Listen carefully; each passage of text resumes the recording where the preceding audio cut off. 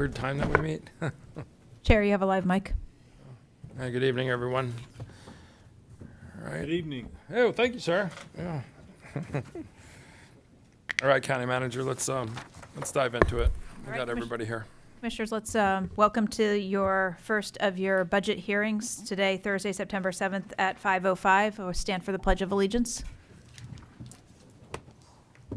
I pledge allegiance to the flag of the United States of America, and to the republic for which it stands, one nation, under God, indivisible, with liberty and justice for all.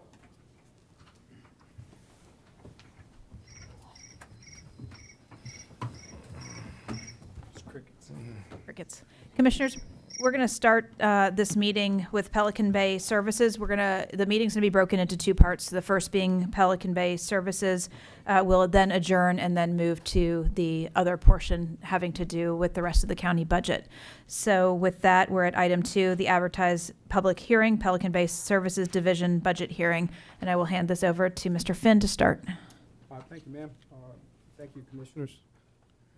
Edward Finn, Deputy County Manager. Assisting me today, or actually running the show behind the scenes, is going to be Chris Johnson, our Budget Director. He's going to be at the podium and handling the questions that confuse me too much.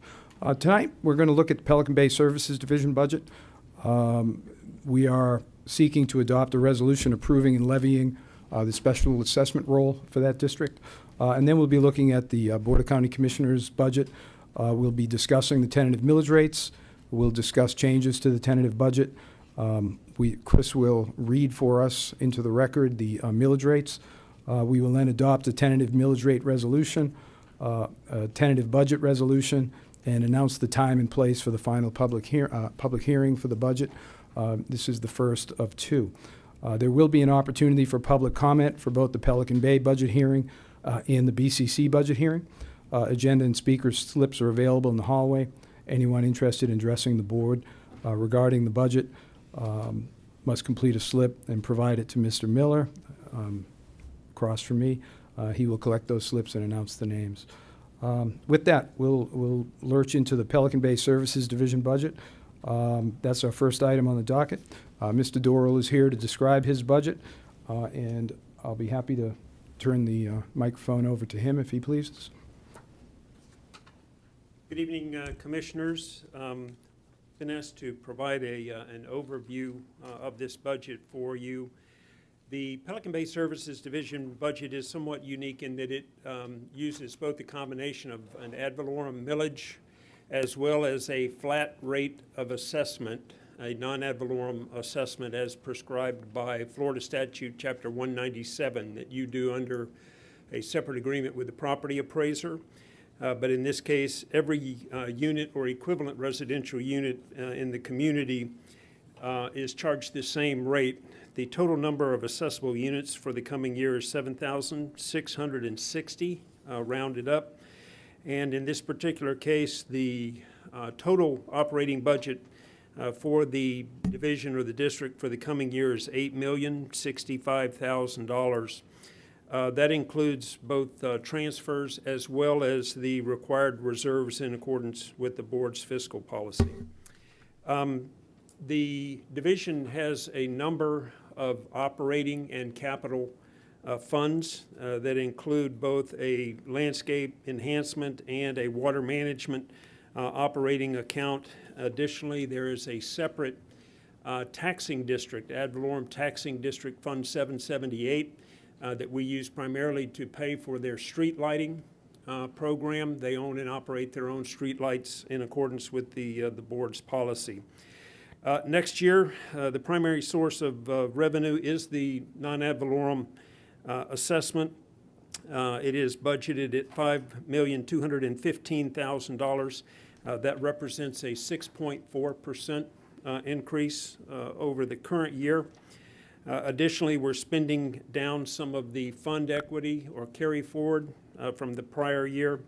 The total amount of carry forward funds to be spent this year, $2,075,900.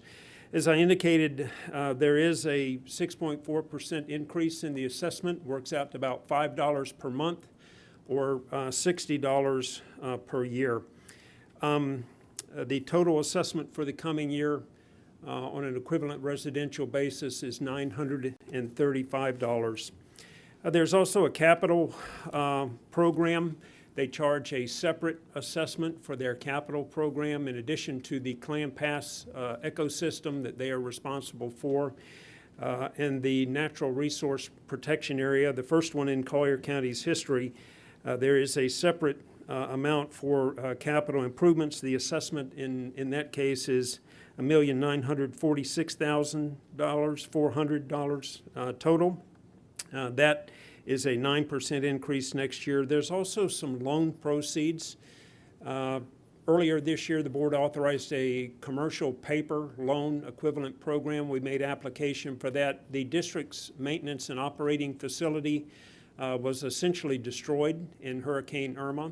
And while we have some insurance proceeds and we hope to get some FEMA reimbursement from Hurricane Irma, we do have a bid that the board will consider and award as early as next month to replace that facility. So we're also programming about $4 million in proceeds from the commercial loan in order to complete that program. Finally, because Clam Pass does provide an urban area benefit, we receive an annual subsidy from Fund 111, which is the county's unincorporated area general fund, and next year that is programmed to be $520,000.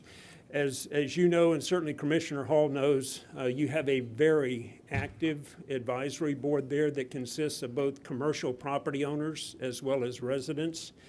And they have organized themselves amongst a number of operating committees.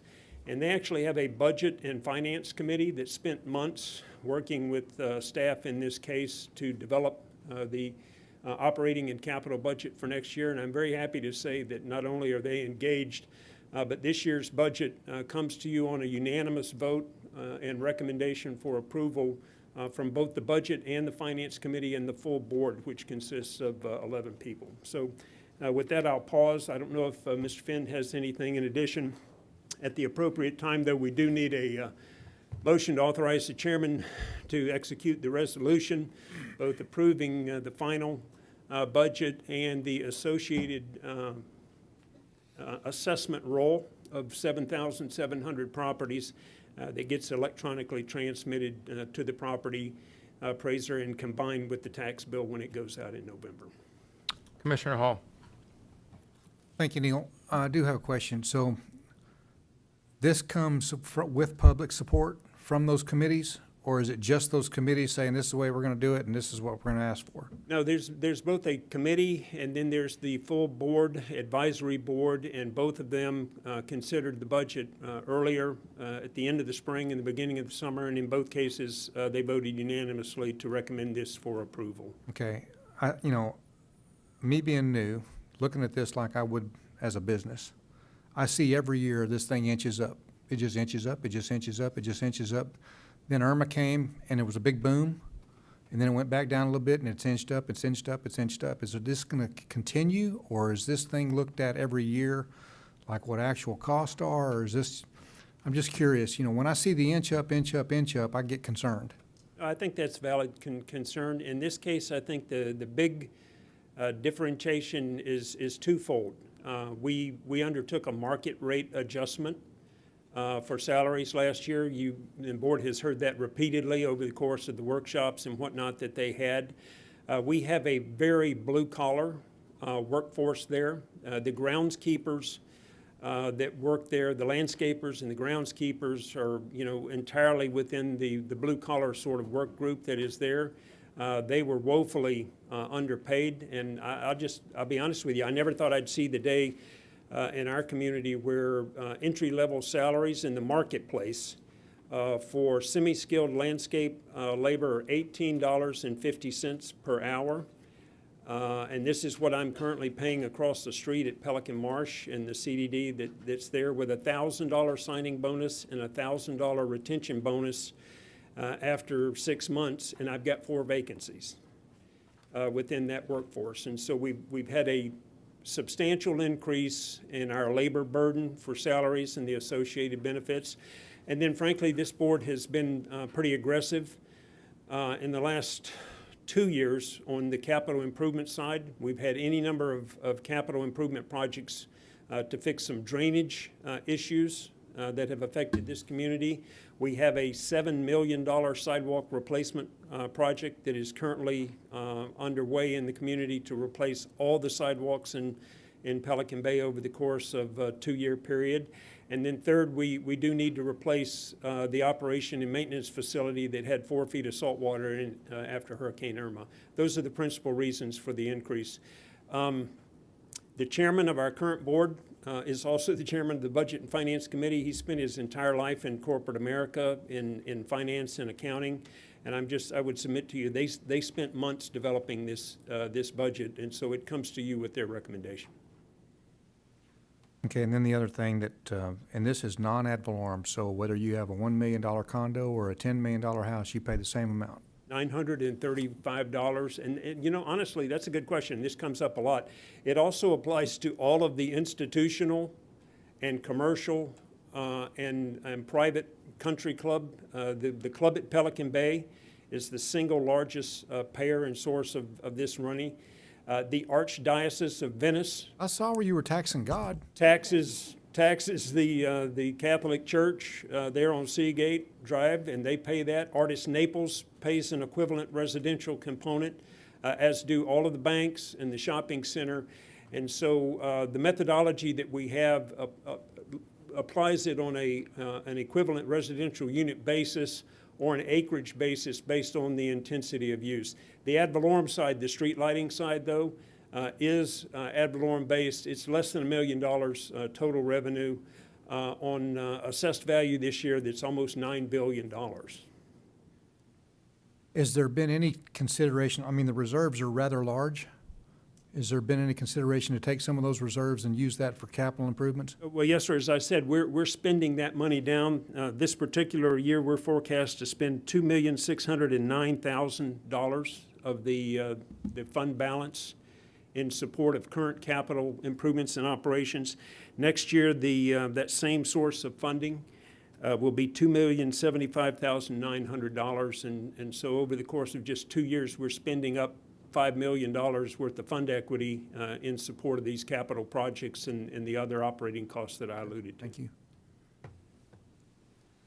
I just have a quick question. So, because I've got like 3 pieces of paper in front of me that have all different numbers on them, and maybe because they're a bit dated. So 935 is what you're asking for now per property, per ERU. And what was it? Because I'm looking at 3 different things in front of me, and like I said, some of them are dated maybe from previous things. What was it?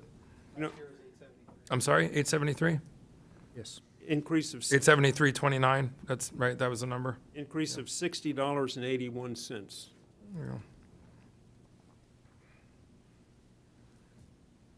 I mean, we're just having some open comments here. And then do we have any public comment? Yes, Yeah. we have one registered speaker Okay, for let's hear Pelican from- Bay. Let's hear from our speaker. Your speaker is Dr. Joseph Doyle. He's been seated 3 additional minutes from Sandy Doyle, who is in the back. He will have a total of 6 minutes.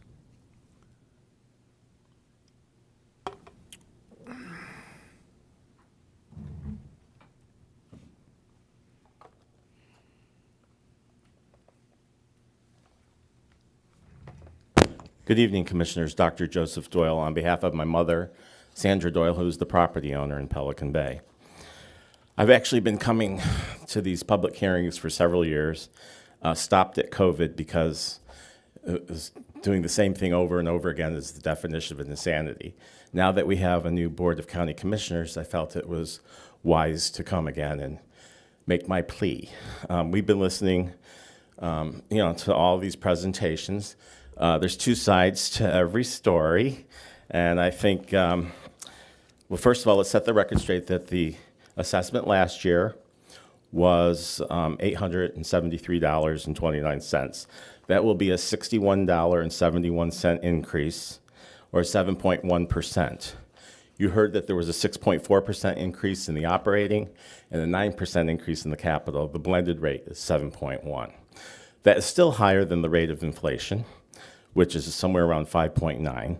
And it's also higher than the predicted cost of living adjustment for Social Security and federal pensions, which is, my mother is one of those beneficiaries. of 3%. So even though the market might be whatever it is, I don't understand why the employees have to have higher than the 3% cost of living adjustment, for one thing. Several of us have been watching an antiquated personnel management system. It used to be a blend of permanent county employees with day labor. It has the permanent employees have actually increased. I'm actually happy to hear that there are 4 vacancies, because I think that those positions is a good time to eliminate those.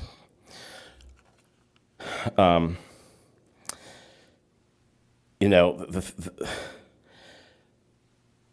we would like to see you, just because we know 4 of you signed the pledge, just out of matter of principle, to hold the assessment at the 873.29 as last year, and let them figure out what they can do about the difference of the $472,000.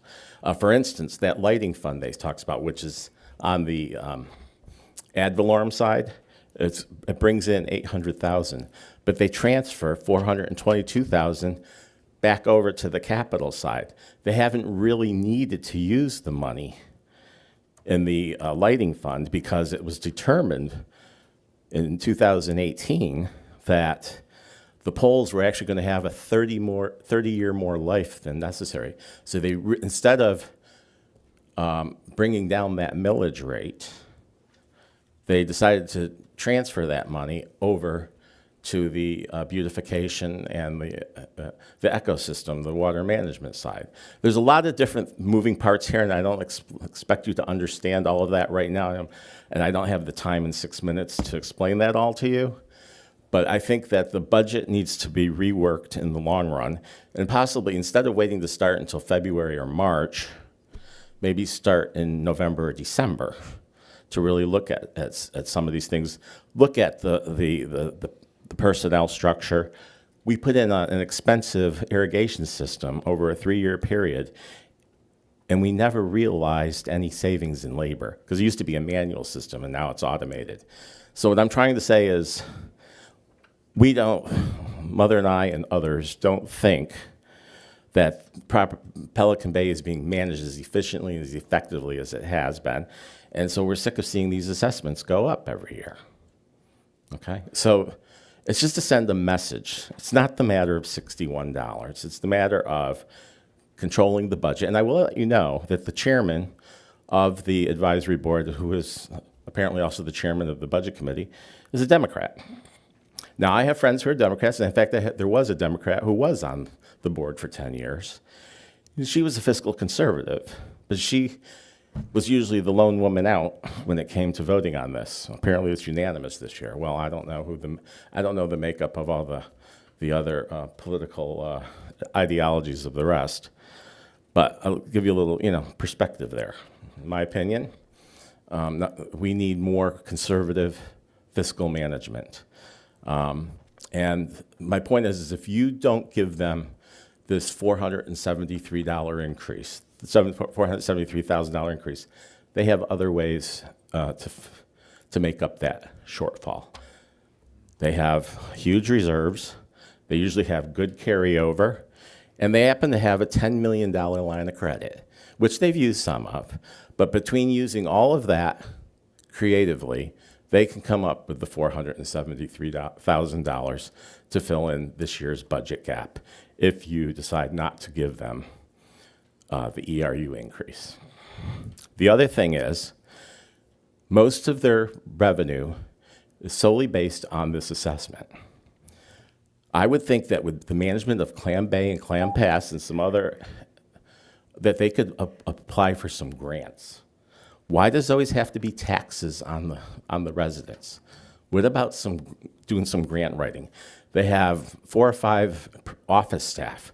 Have 1 or 2 of them get together and write some grants and bring in some grant money. Be creative. And also the other thing we should look at is the replacement of the vehicles. And looking at maybe using a different timetable than what the county uses. Anyway, there are creative ways, and we hope you would just keep taxes the same. You feel Thank like you. you missed the main point. I don't want you to feel cut off because you're the only speaker. This is an important issue. I mean, I'm not going to give you another 50 minutes or anything, but do you have any kind of sum up or anything that in your notes? I don't want you to feel like you were cut short because this is an important decision for us. Yeah. Well, the other thing too is that by ordinance, Pelican Bay usually only has this one hearing. In 2014, then Chairman Henning, as well as Georgia Hiller, who was the District 2 Commissioner that year, led the effort for a 2-week reprieve and brought this back at the second hearing. Usually we just get this one hearing, but I would like you to just let them know that they have to work with the 873.29 and that they can rework their figures over the next 2 weeks to figure out where in the budget they're going to make those cuts and transfers, and then bring it back in 2 weeks. Thank you. I appreciated your email. I got it right here, and it's full of notes. You know, the comment that you made about just, you know, raising taxes, and I mean, I feel like I'm, you know, my record speaks for itself. I'm proud to be a, you know, a conservative Republican, but I don't let my party dictate every decision, you know, that I make. But, you know, I have a set of core values. It's one thing to raise taxes. It's another thing when we have increased expenses and bills that we have to pay. And I think, at least for me personally, and I'll listen to have my colleagues chime in, Hurricane Ian certainly affected a lot of things, and it's not just Pelican Bay. I mean, I'm talking more in general. So sometimes the decision isn't we're sitting here going, let's just arbitrarily raise taxes so we have more money to do fun things, but we have bills that we can't pay, or we have damage that the budget, and that's what I was, you know, and I'll defer to Commissioner Hall because I mean this is his district, but we're all going to make the decision here. But if there's any details maybe we're unaware of, but when I first looked at this, and I didn't think the initial increase, I didn't look at it as like it is a tax increase, but we have a lot of details in here about damage and different things that have been talked about. And that's arguable, like you said, because there are ways you say, yeah, those bills are real bills, but rather than just sort of dump it on the residents and ask for another, you know, $60 or what have you, maybe you could be more creative. That's a point well taken. But on the flip side, I didn't look at it as just like, well, just increase the taxes, you know, that there's significant costs, additional costs that were unforeseen that caught my attention. And it's, you know, how do we pay for it? You've given some, you know, unique options. I don't know if those have been considered or not, but so let's see if I have any other statements. No, I appreciate your comments. I appreciated your note. You know, read through it. You know, but like I said, I felt like if we did approve the increase, it was more because of the significant expenses and upgrades and things that needed to be done that were not accounted for. That was my initial thing. I didn't sit here feeling like I was just putting the raise the taxes button and I was pushing it. You know, that I didn't feel that way at all here. There's some other things we're going to talk about later tonight where there's some decisions we could make that are basically just doing that. This one felt a little bit more unique to me because of that community. I won't say that I have 100% knowledge of every single moving part, but that's why we're here to, you know, talk about it. So, okay, I appreciate your comments, Doctor. Thank you. Do we have any other speakers? Not for the Pelican Bay issue, no. Okay. I have a question for Mr. Doyle. Yeah. Oh, go ahead, sir. If we sent that back to you for 2 weeks, would that be an unfair ask? In my opinion. What's that? No. Let me just submit, I don't want to debate Dr. Doyle. For whatever reason, he's chosen not to come to our meetings or any of the Budget and Finance Committee meetings that we've had this year. That's his prerogative. I don't know how many advisory boards that this commission has. This is the only one that requires individuals to be elected and then confirmed from the community. So we conduct an election with the help of the clerk every other year and have people run for office. And I'm a little offended by the comment that my chairman may be a registered Democrat. That doesn't have anything to do with anything. And I find that a little offensive because he's an extraordinarily talented man who devoted an endless number of hours in spite of having a heart bypass surgery earlier this spring. And so I think the unintended consequence of kicking this, you know, back down the hill for 2 more weeks would be a little insulting on the part of the people who ran for office in this community. I've already told you, I think the principal reason for the operating increase is labor. We still use a blended workforce, and we still hire day laborers when they are available. In the current marketplace, though, they are increasingly unavailable at the rates that were part of the annual bid that they had. Part of the trade-off for the sidewalk replacement project was that Pelican Bay would be responsible for all of their drainage facilities. These are public roads owned by the Board of County Commissioners, but all of the drainage facilities and the conveyance pipes that get that water from the right-of-way to the nearest adjacent lake and work down through 6 different basins are now 40 years old. And we did a lake bank restoration drainage project last year. What was the final budget? $2.5 million, and they paid cash for that. We had a recent drainage conveyance pipe failure that occurred adjacent to the first tee at the Club of Pelican Bay. What was the final cost on that? $190,000. The infrastructure in Pelican Bay, believe it or not, is now 40 years old. And so I think that as we look out on the horizon, I think they've been very fiscally conscious at $935 a year. Those people get a lot of value for their money, but they're being asked to pay for things that typically are paid for through a master homeowners association or through the county commission.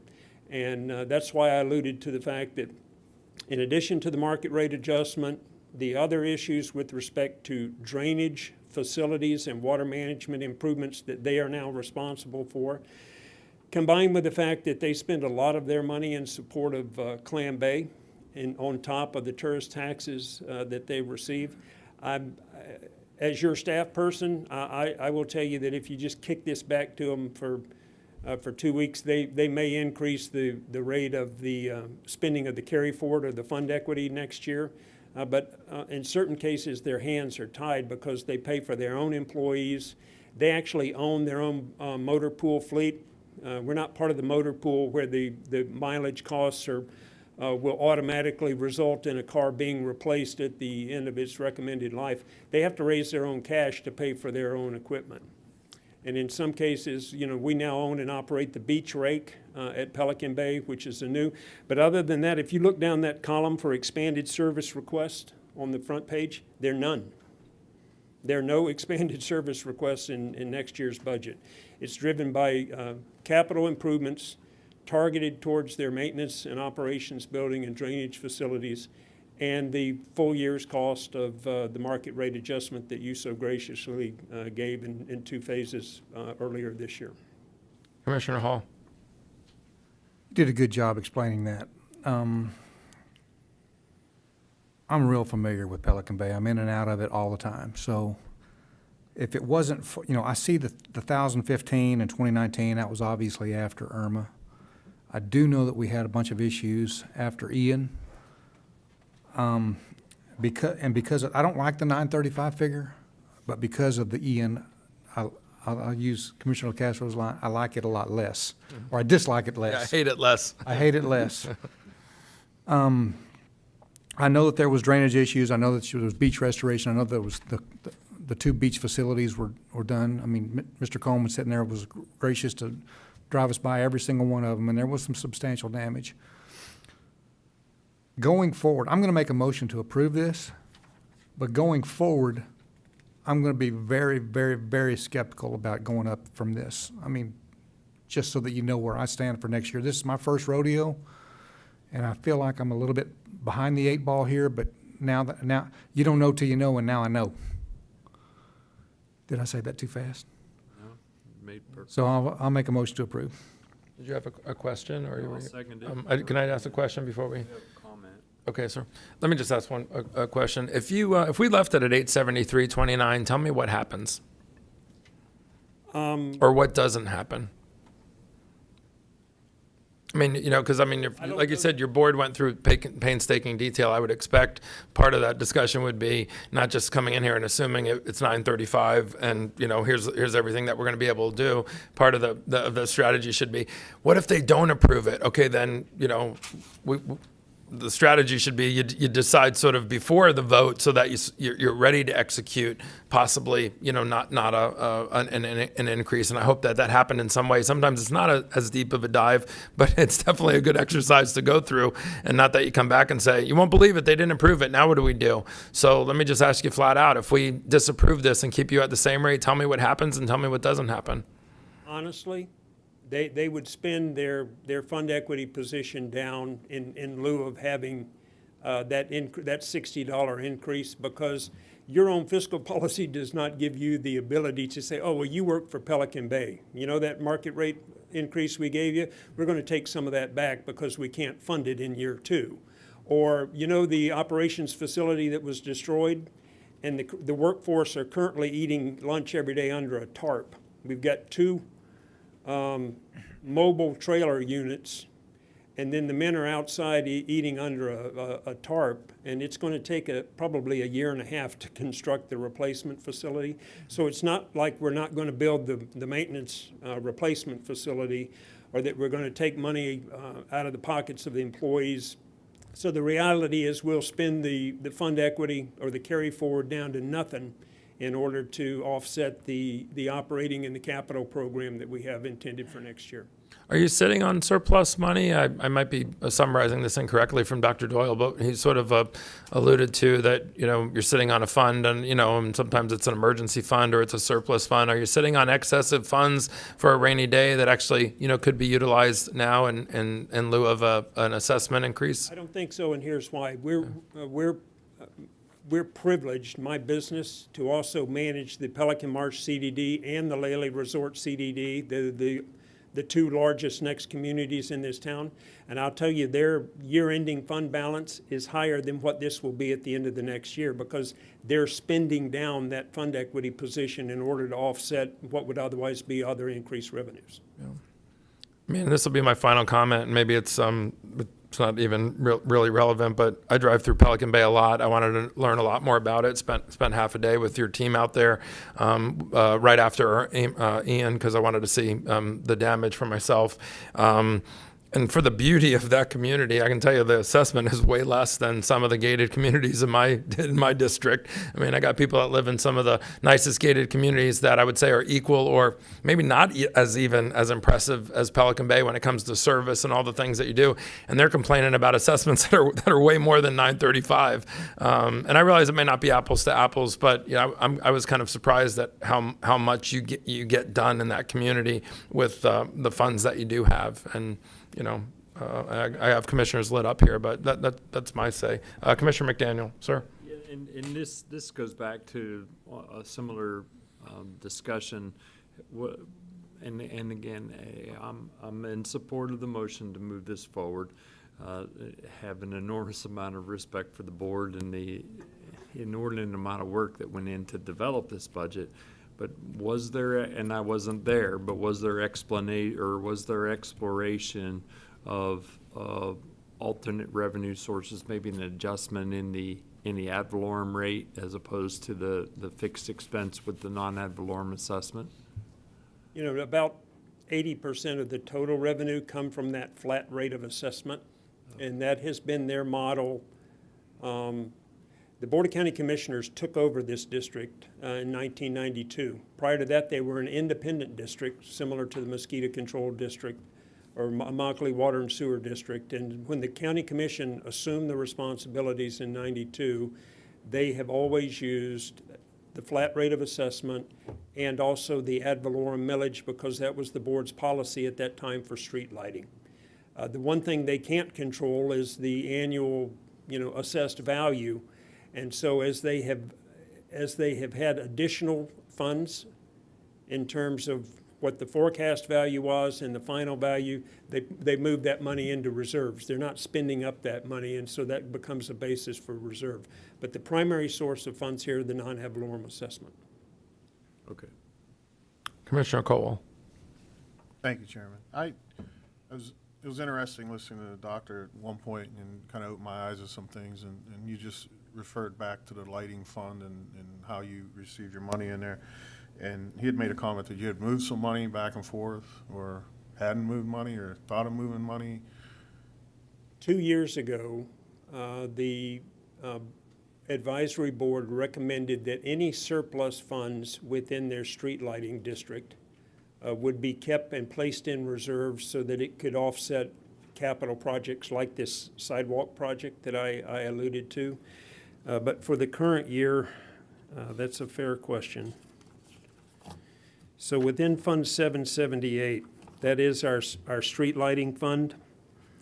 The total not millage related revenue in that case for the coming year is $797,500, and the amount of the transfer, Chad, I don't want to misspeak here. The amount of the transfer back to is approximately 400 of that. The adopted budget this year was $743,000. The projected, based off the assessed value, is $797,000. So the delta there is about $54,000. And so that increase is the money that otherwise is going to go in support of the capital program. Okay, so when the board's met and everybody's discussed a lot of things. This board voted and authorized that change 2 years ago. Yeah. I mean, I'm saying your board, when you brought the budget and agreed to the. They recommended that change 2 years ago, yes, sir. So then saying, we've had two major storms that hit us, 2017 and again just last year, this September 27th will be our anniversary, I believe. And a lot of things were damaged. I have to assume they were damaged in Pelican, you know, in your community, just like, or the community we're talking about right now, just like anything else.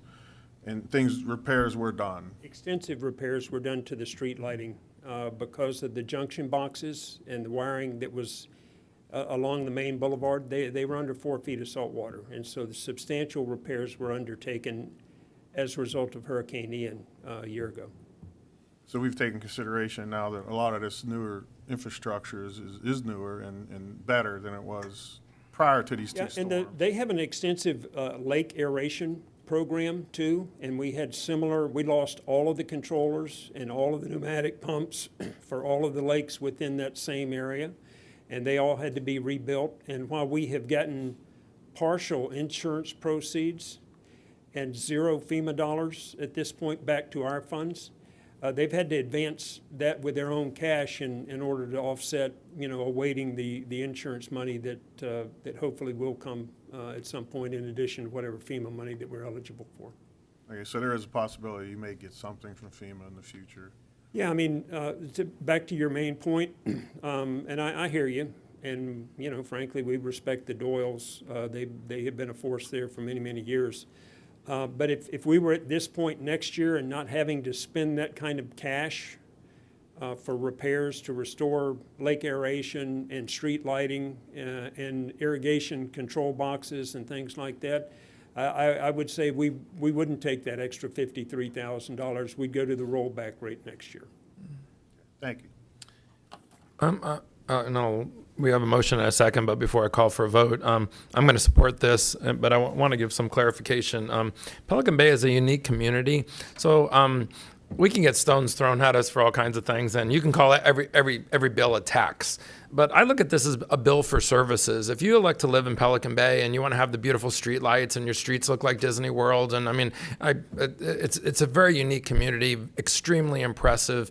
And like I said, I have gated communities in my district that are equally as impressive, but they write quite a bit of a larger check. So I might be naive, but I don't look at this as just sort of like a straight flat tax. I look at this as a bill for living in Pelican Bay, and you know, if you can live wherever you want, and if you think that this is too high of a fee for all the services that you get, then you know you can move somewhere else where there isn't a tax. I mean, I don't pay an additional. I mean, I pay taxes where I live, but I don't pay this additional fee. But I also don't get a whole bunch of services that you get at Pelican Bay. So I look at it as a bill for services. But I mean, correct me if I'm wrong. I appreciate that, but I would just tell you that for $935, these people get incredible value for that and a very high level of public works type services in support of their community. Well, we've got a motion on the floor from Commissioner Hall. I got a second from Commissioner McDaniel. All in favor? Aye. Opposed? Passes unanimously. Thank you all. Very good. Thank you, Neil. Our agenda indicates that we're going to adjourn the Pelican Bay and commence the public hearing for the Board of County Commissioners budget. Accordingly, excuse me one second. So this is advertised public hearing for the Board of County Commissioners fiscal year 2024 tentative budget. We're going to look at that budget now, but before we begin, I'm going to just give you a quick outline of where we've been on this path towards our first public hearing. In December, staff commenced developing our budget policy. On March 14th, the board approved that budget policy. Between March and April, the constitutionals and the county manager's agency developed their budgets. In May, the county manager reviewed those budgets. In June, we had a BCC workshop on the budget. July 1st, we had the certified taxable value come in from the property appraiser. July 11th, the board approved a resolution approving the maximum millage rates, which are the millage rates we'll be looking at this evening. On July 14th, staff provided the board with the tentative FY23 budget. On July 21st, the county provided millage rates and rollback to the property appraiser. On August 14th, the property appraiser provided the trim notice to the property owners of the county. And that brings us to this evening, September 7th, the first of two public hearings on the budget. Additionally, we utilized our additional summer sessions, second meeting in July, to review budget compliance subsequent to our budget hearings. And in the first meeting in August, we also reviewed the unfunded request list. With that overview, we'll welcome to the first of two public hearings. This is a scripted thing, so I apologize if it sounds scripted. Welcome to the first of two public hearings on the Collier County Government fiscal year 2024 budget, which begins October 1, 2023 and runs through September 30, 2024. The public budget hearings in September must follow a specific format pursuant to State of Florida Truth and Millage guidelines. This presentation is a scripted agenda pursuant to the TRIM statute. So we'll read a few things into the record as we normally do, and then there'll be time for public comment and move into the action items on the agenda. Your agenda contains a specific sequence of agenda items to be covered pursuant to statute. This hearing was advertised as part of the TRIM notice mailed to all Collier County property owners on or about the week of August 14th. The final budget hearing is 2 weeks from tonight, scheduled for September 21, 2023. The final hearing will be noticed as part of the statutory advertising requirement contained in the Truth and Millage statutes. The final hearing notice will be a notice of proposed tax increase advertisement and will appear in the Naples Daily News on September 18th, 2023. This type of advertisement is necessary since the county's tentative adopted aggregate millage rate is greater than the current year aggregate rolled back rate. Final tax rate and budget decisions will be made at this final hearing on September 21, 2023. Agenda, as is customary, agenda and speaker slips are available in the hallway. Anyone interested in addressing the board regarding the county budget must complete a speaker slip. Mr. Miller will collect the speaker slips. Following some introductory remarks regarding tax rates and changes to the tentative budget released in mid-July, there'll be an opportunity under agenda item 1C for public comment. Speakers will be called by name. The TRIM notice mailed to all property owners indicated that as of close of business tomorrow, September 8th, 2023, is the deadline for property owners to contact the property appraiser and file a petition for market rate adjustment with the Value Adjustment Board. With that, a few more introductory statements. With a proposed millage neutral budget, that is the same millage rates as last year, the increase in tax bills this year is attributed to the rise in taxable value. Increases in overall market value this year of over 20%, from $185 billion to $222 billion countywide. The Florida Constitution provides a 3% limit to the annual assessed value increase for homestead property for all taxing authorities, and a 10% limit to the annual assessed value increase for non-homestead property for all authorities with the exception of state and local school boards. As a result, a typical homestead property owner saw a modest increase in overall taxes due this year, and non-homestead property owners were limited to a 10% increase, at least insofar as it pertains to county taxes. At this point, we're going to move to item 1A, which is a discussion of tentative millage rates and increases over the rolled back millage rates. The first substantive issue to be discussed is percentage increase in millage over the rolled back rate needed to fund the budget, and the reasons ad valorem tax revenues above the rolled back as calculated on the state DR 420 forms are being increased. A rolled back tax rate is defined as the tax rate necessary to generate the prior year tax revenues, and this tax rate is calculated not including taxable values associated with new construction, additions, deletions, and rehab type improvements. The board adopted budget guidance for FY24 included a millage neutral operating levy of 3.5645 for the general fund. This is the same tax rate as last year, and for that matter since 2010 for the general fund. Including the 0.25 conservation Collier millage and the 0.0293 water pollution control millage, the county-wide millage totals 3.8438 mills. For the unincorporated area general fund, the millage rate was once again set at 0.8069 pursuant to board guidance. Levies for the general fund and unincorporated area general fund together represent the majority of the total aggregate taxes levied across all Collier County taxing authorities for FY24.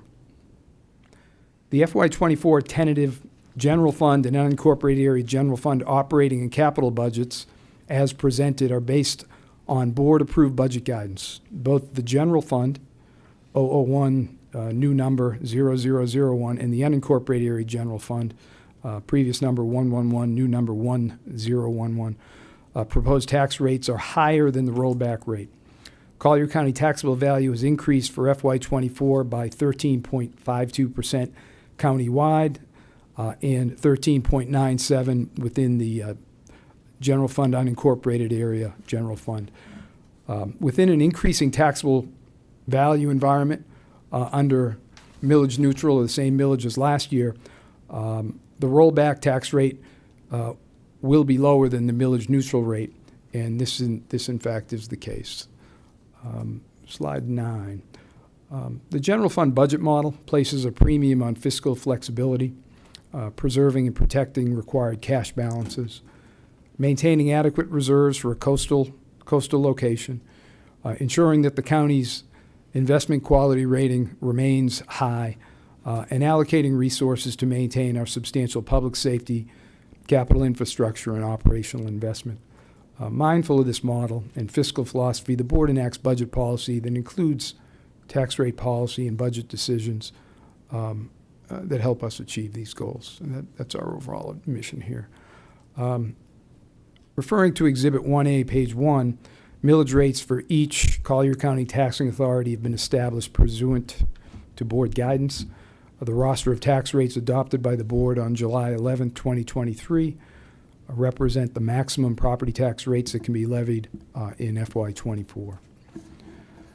The cumulative aggregate rollback rate for all Collier County taxing authorities exclusive of debt service totals 4.0025 per $1,000 of taxable value. The proposed aggregate tax rate for all Collier County taxing authorities exclusive of debt totals 4.4397 per $1,000 of taxable value.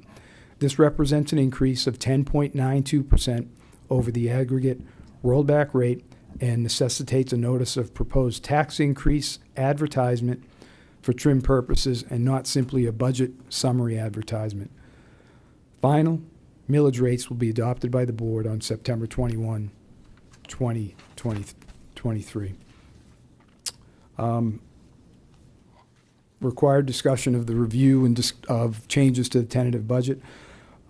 For tonight's hearing, changes from the 24 July tentative budget as noted within Exhibit 1B pertain to receipt of the customary tax collector budget, which was received in August, addition of items contained in the unfunded request list per board direction provided on 8/8/23, adjustments to Hurricane Ian-related loans in FY23 in order to reestablish the funding mechanism in FY24 for the continued recovery efforts, adjustments to certain funds reflecting FY23 revenue and expense changes, which resulted in adjustments to 2024 carry forward, adjustments for position transfers and reclassifications, and other customary and routine revenue or expense adjustments required to support capital projects or operations as the FY24 fiscal year begins. These fund level adjustments occur as a matter of normal operations or are necessary in accordance with previous board action or direction. Detailed budget resolution changes are found within Exhibit B, pages 3 through 16. A summary of these actions is described within Exhibit 1B, pages 1 and 2. The total gross budget changes amount to $60.4 million, of which $34 million is the customary submittal of the tax collector's total commission budget to the Department of Revenue, which occurs on August 1st. According to the tax collector's statement of commission is expenditures, the FY24 budget's $34,045,300 and is offset by service commission or charges for service. Tax collector is a fee-based operation and provides collection services for all county taxing authorities. Turn back from the tax collector, as well as all constitutional officers, is significant each year and represents excess commissions over actual expenses required to run their operations. Year-ending turnback by the tax collector to the general fund for FY22 totaled $6,887,623. Turnback from all constitutional officers to the general fund for the same period totaled $10,270,710. There are no proposed changes to the millage rates set by the board on July 11th, 2023. Thank you for your indulgence on that, Mr. Chairman, members of the board. At this point, our agenda calls for public comment, if it pleases the chair. Okay. I had some comments, but I don't think they're appropriate yet. Do we have public speakers? Yes, sir. We have 3 here in the room and 3 on Zoom. Okay. Maybe more appropriate to hear from our public first. Your first speaker here in the room is Keith Flaw. He's been seated 3 additional minutes from Sandy Doyle, who is in the back. I'm following along. And he'll be followed by Tim Mosier. Okay. Good evening, Board. For the record, my name is Keith Flaw, resident on Marco Island. This is going to sound like a bit like a sermon, and I don't mean it to be that way. I hope you take my comments in a very constructive way as I intend them to be. So I ask a rhetorical question. Why did you get elected? I assert that it was on the basic conservative principles of 1, protecting the rights of Collier citizens, for which you're off to an amazing start, so thank you. Less government and more efficient government. The 4 of you, new members, did sign the no tax pledge. And it simply says, I pledge to the taxpayers of Collier County that I will reject any and all efforts to raise taxes. You look up Webster, any and all, it's pretty clear. It's every. Florida Statute 200.065 makes it very clear that any millage rate times property values that raises more ad valorem revenue than the prior year is a tax increase. That's under Florida law. The definition of the rollback rate is that rate which times those property values generates the same revenue as the prior year. For many years, Commissioner McDaniel has urged the adoption of a zero-based budget. What is zero-based budgeting? First of all, it's really, really hard. It starts with a formal, specific set of goals, and I would assert that it includes the following: a clear recognition of the need to change the employee culture from entitlement to the rewarding instead productivity and improved efficiency. Believe me, your staff knows who the real dead weight are and who the real people doing the work. And many of them will applaud you putting that back into the right perspective. It also includes an understanding that almost all of your expenses are people-driven. People drive programs. And it requires, and this is where it gets really tough, it requires the re-engineering of processes. You got to change the way you do business. And it requires a serious examination of programs, including elimination, consolidation, et cetera, of both programs and staff. I assert that the Collier voters who elected you on these principles mentioned above strongly believe you are there to set real policies. Demand that the senior staff respond to your goals with real solutions. Don't get sucked into micromanaging details. If you do, you've lost before you start. My experience as a finance executive with IBM is the first thing the staffs will do is come back to you with what I call sacred cows. All of the important things that they can hold you up to the public and say, we're giving up services.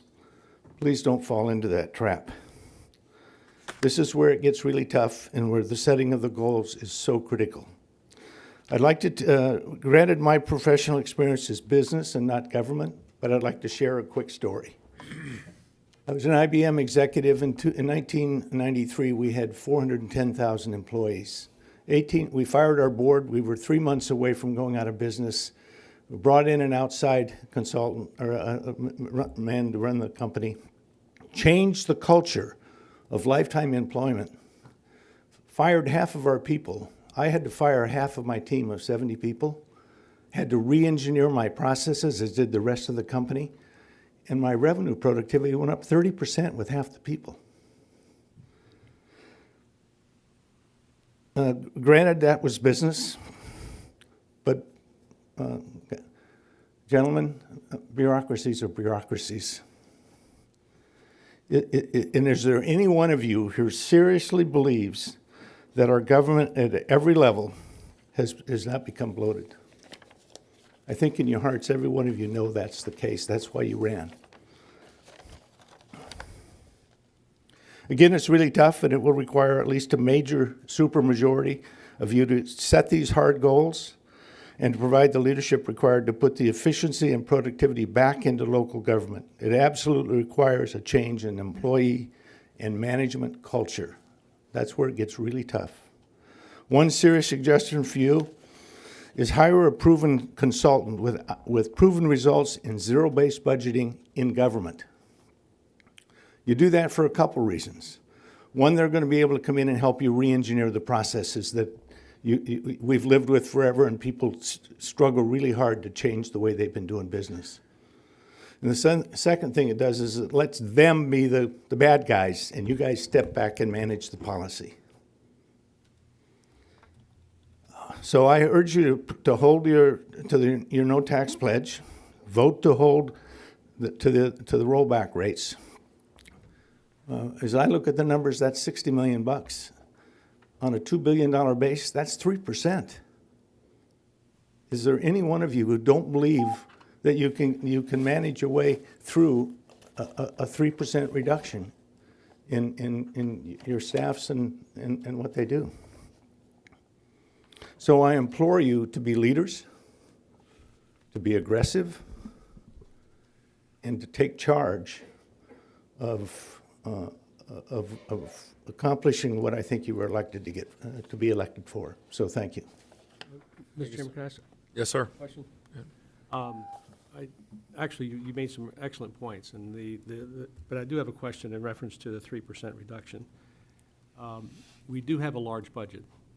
Now, there's only a certain portion of that budget that we have a lot of control over. So, for example, the sheriff's budget. And we have all strongly supported the sheriff. Every year I've been on this board, we've given the sheriff what he needed to keep us safe, and we'll continue to do that. I don't know what the percentage of our overall budget is, the sheriff's budget. Mr. Finn, do you know that approximately, just approximately? Maybe Chris could help me out. When we talk about cutting taxes, of course, we're just dealing with tax funds. Now, I'm Ed, sure, I'm just asking, I got you. I'm going to give Chris a second to get to the proportion of the sheriff. budget, Mhm. it's around 270 million. just a percentage of what the sheriff's budget is of our overall budget, in terms of our ad valorem budget. The ad valorem budget? Yeah, Right. Okay. Give me 1 second. and just approximately, I'm just not looking for, I mean, Approximately 37, okay. 38%. So 37% of that overall budget, we have a little bit of a problem in cutting that, even if it's only 3%. We have the same thing with the other constitutional officers. Now, their budgets are much smaller, and I don't know what the overall impact of that would be. But the reason I mention that is, when you say that we have an overall budget of $1 billion, or whatever the number is, two, and, you know, a $50 or $60 million reduction is only 3% of that overall budget. That is true, but we have to deal with the portion of the budget that we can handle without imposing a burden on the sheriff's department. So that's just an example. I'm not disagreeing with you, but I think if you look at it from that perspective, maybe that $50 million is a little different than just a.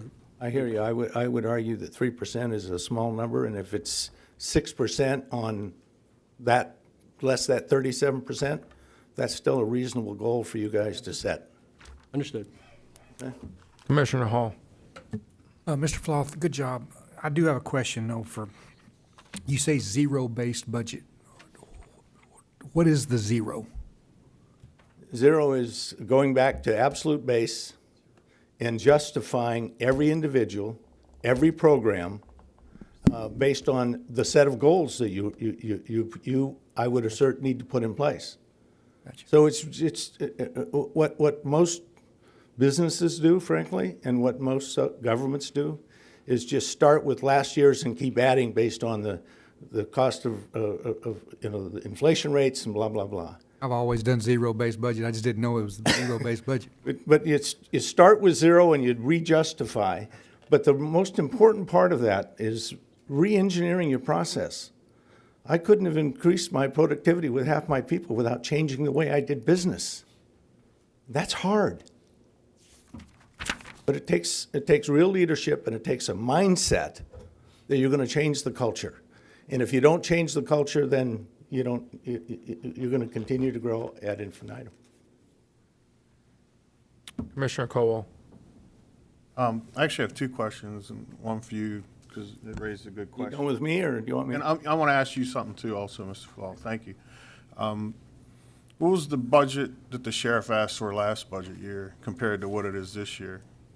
Last year, the sheriff's budget was, bear with me here, it was 237 million. This year, it's 255 million, including the portion that comes from the BCC. So that's close to the 30 million that Mr. Flaw is talking about, the difference, correct? Of the 3%. About 20 million. Yeah, so it's like a little over $20 million. Yep.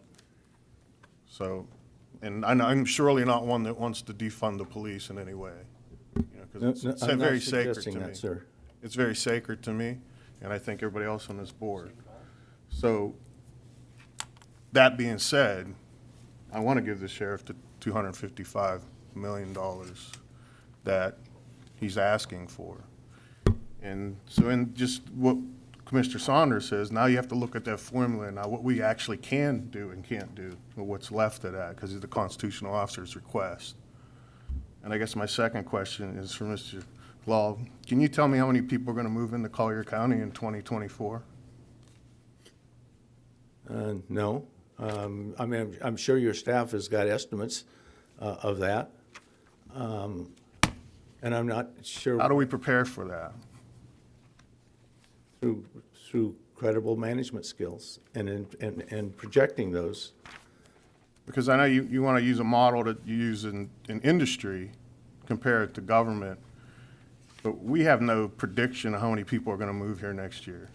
I mean, compared to history, we have thousands that move here every year, and sometimes we don't, sometimes we do, you know. And I understand the rollback rate, but I also understand that if there's thousands of more people using our roads, our infrastructure, our water, our sewers, and things like that, how do we project that?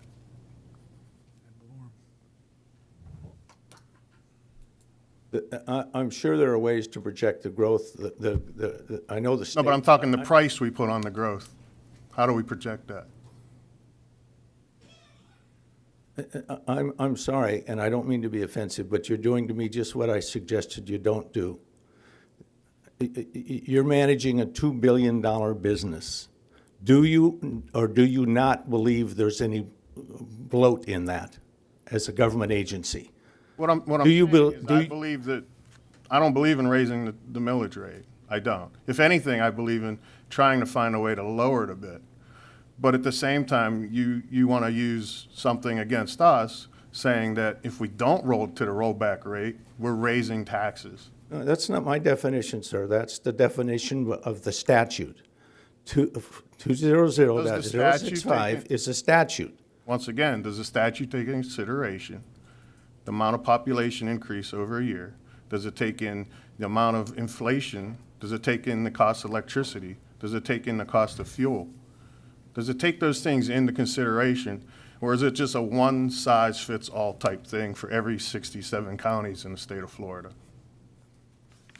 The statute's the statute, sir, and if you believe in the rule of law, you follow the statute or change it. You don't make excuses for why you can't. I'm sorry, but that's, I get this on the school board side of all Raising the, taxes or keeping taxes the same. That's all I'm trying to say. the law says that you're raising taxes if the increase in property, if the new property values times the rate you use generates more revenue than the prior year. That's the law, the definition in law. I didn't make that up. The state did. You've sworn an oath to defend that, the Constitution and the laws of the state. That's the law. Change the law if you don't like it, but follow the law. But recognize that we have, throughout this land, we have bloated governments. And somehow we have to figure out how to manage those rather than just keep adding to them every year. I want to go back to something I said earlier.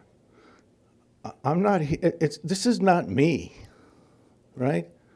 I think this is a large number of your constituents who elected you for more efficient government and lower government.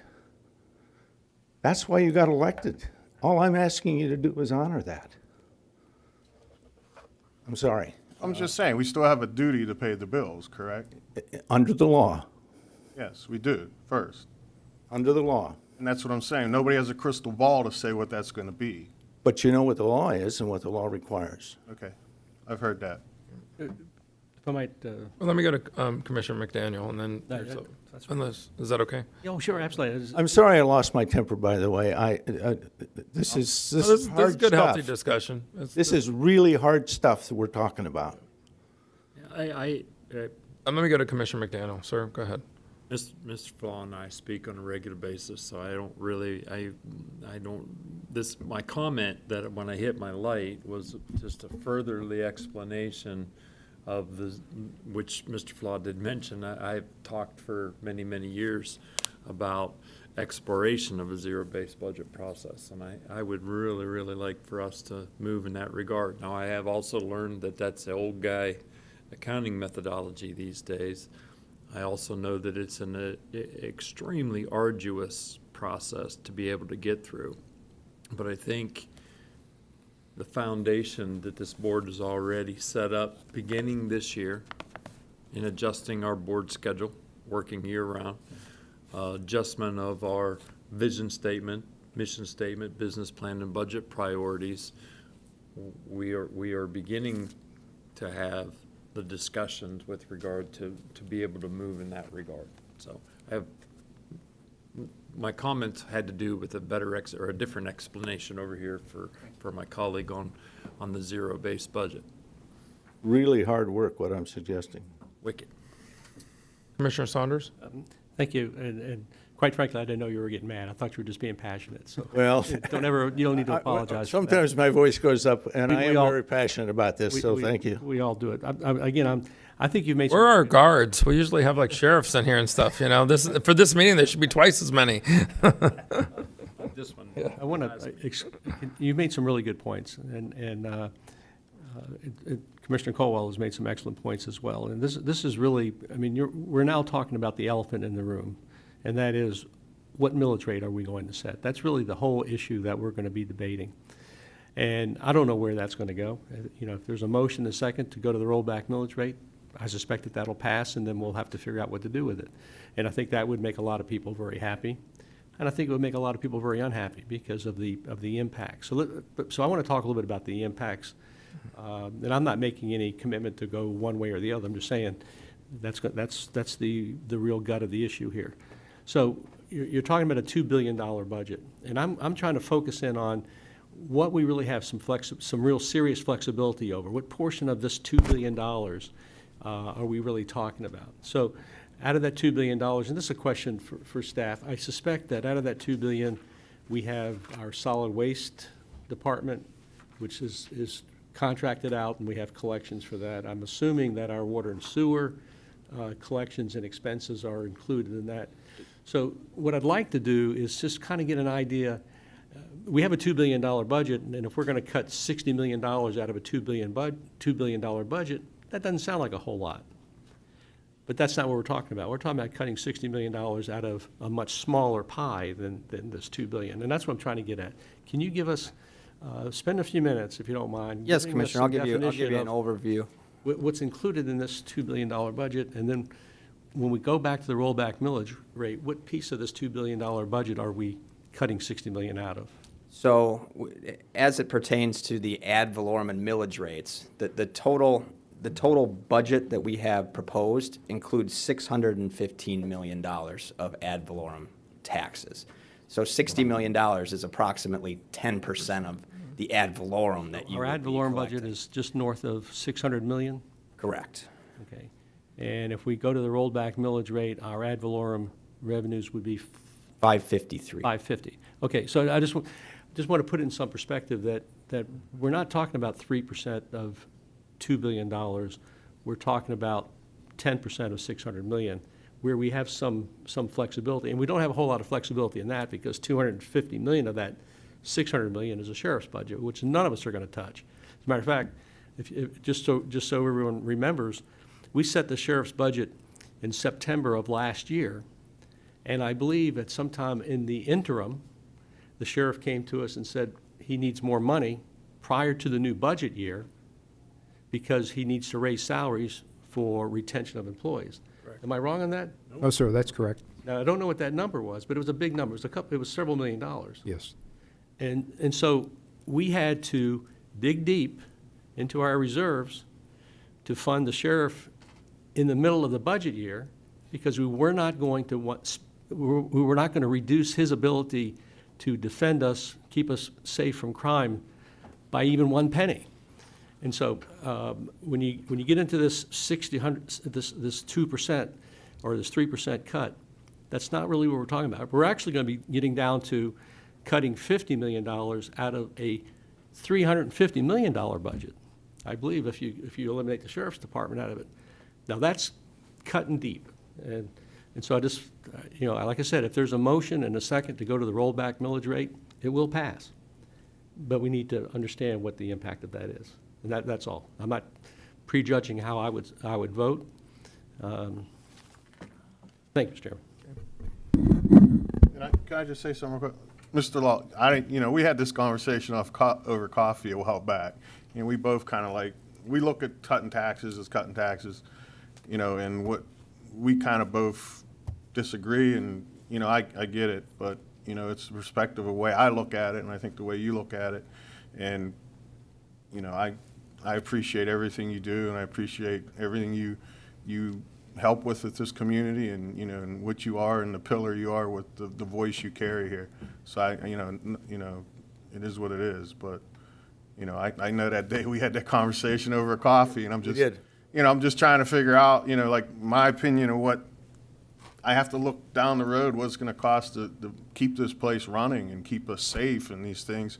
And, you know, I don't wanna raise the millage rate, and I'm not gonna raise the millage rate. I said that. I will not raise the taxes. But we still have to make it work, because we owe that to the citizens of Collier County. So, thank you. I said it from the beginning, what I'm proposing is really, really hard, and there's lots of reasons to talk yourself out of it. So thank you for your time. Thank you, sir. Mr. Chair, your next public speaker is Tim Mosier. He'll be followed by Dr. Joseph Doyle.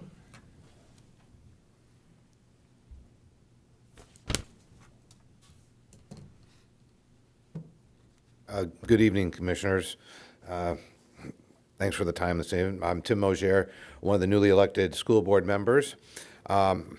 I signed a pledge, same tax pledge as you guys did last year. I'm tonight here in solidarity to honor the commitment to the voters.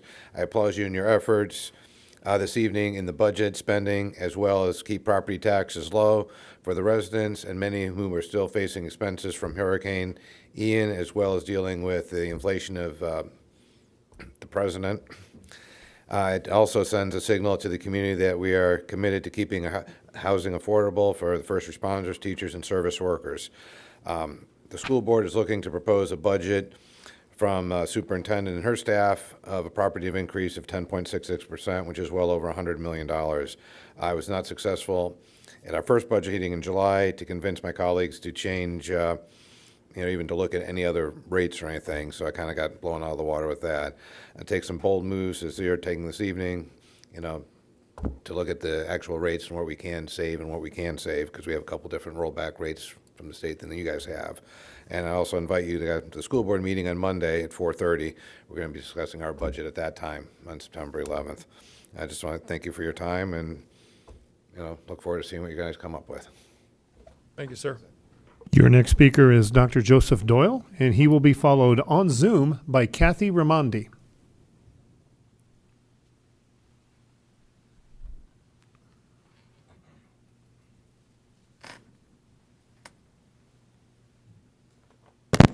Good evening, Commissioners. Dr. Joseph Doyle.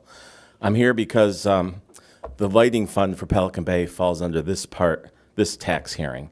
And I know we're going to discuss some of it, but I just want to actually set the record straight from the first hearing. The 935 is just for the beautification and the maintenance of the streets and everything. We just got assessed $21.95 from the Pelican Bay Foundation to repair the restaurants and the other buildings and the recreational facilities that we all participate in. Plus, we pay $2,000 a quarter, $2,000 a year for the use of the Pelican Bay facilities. So the total bill on an annual basis is over $4,000 a year to live in Pelican Bay for that. So I just wanted to make that point. We voted on that already. I know, but I just wanted to clarify, because Mr. Doyle, I didn't have a chance to rebut what he said. I just wanted to clarify that. I think it was a little misleading. But anyway, I'm here for the lighting fund. And as he did say, they're going to raise $800,000 for the lighting fund, and $422 is going to be transferred over to the capital fund for the rest of the beautification things. You could debate whether they really should be collecting all of that millage. I know it's the principle of the matter. I think that they should live within the rollback rate that we're trying to do for the rest of the county when it comes to that lighting fund. And it's $54,000 increase this year over last year, if you're looking at the rollback rate.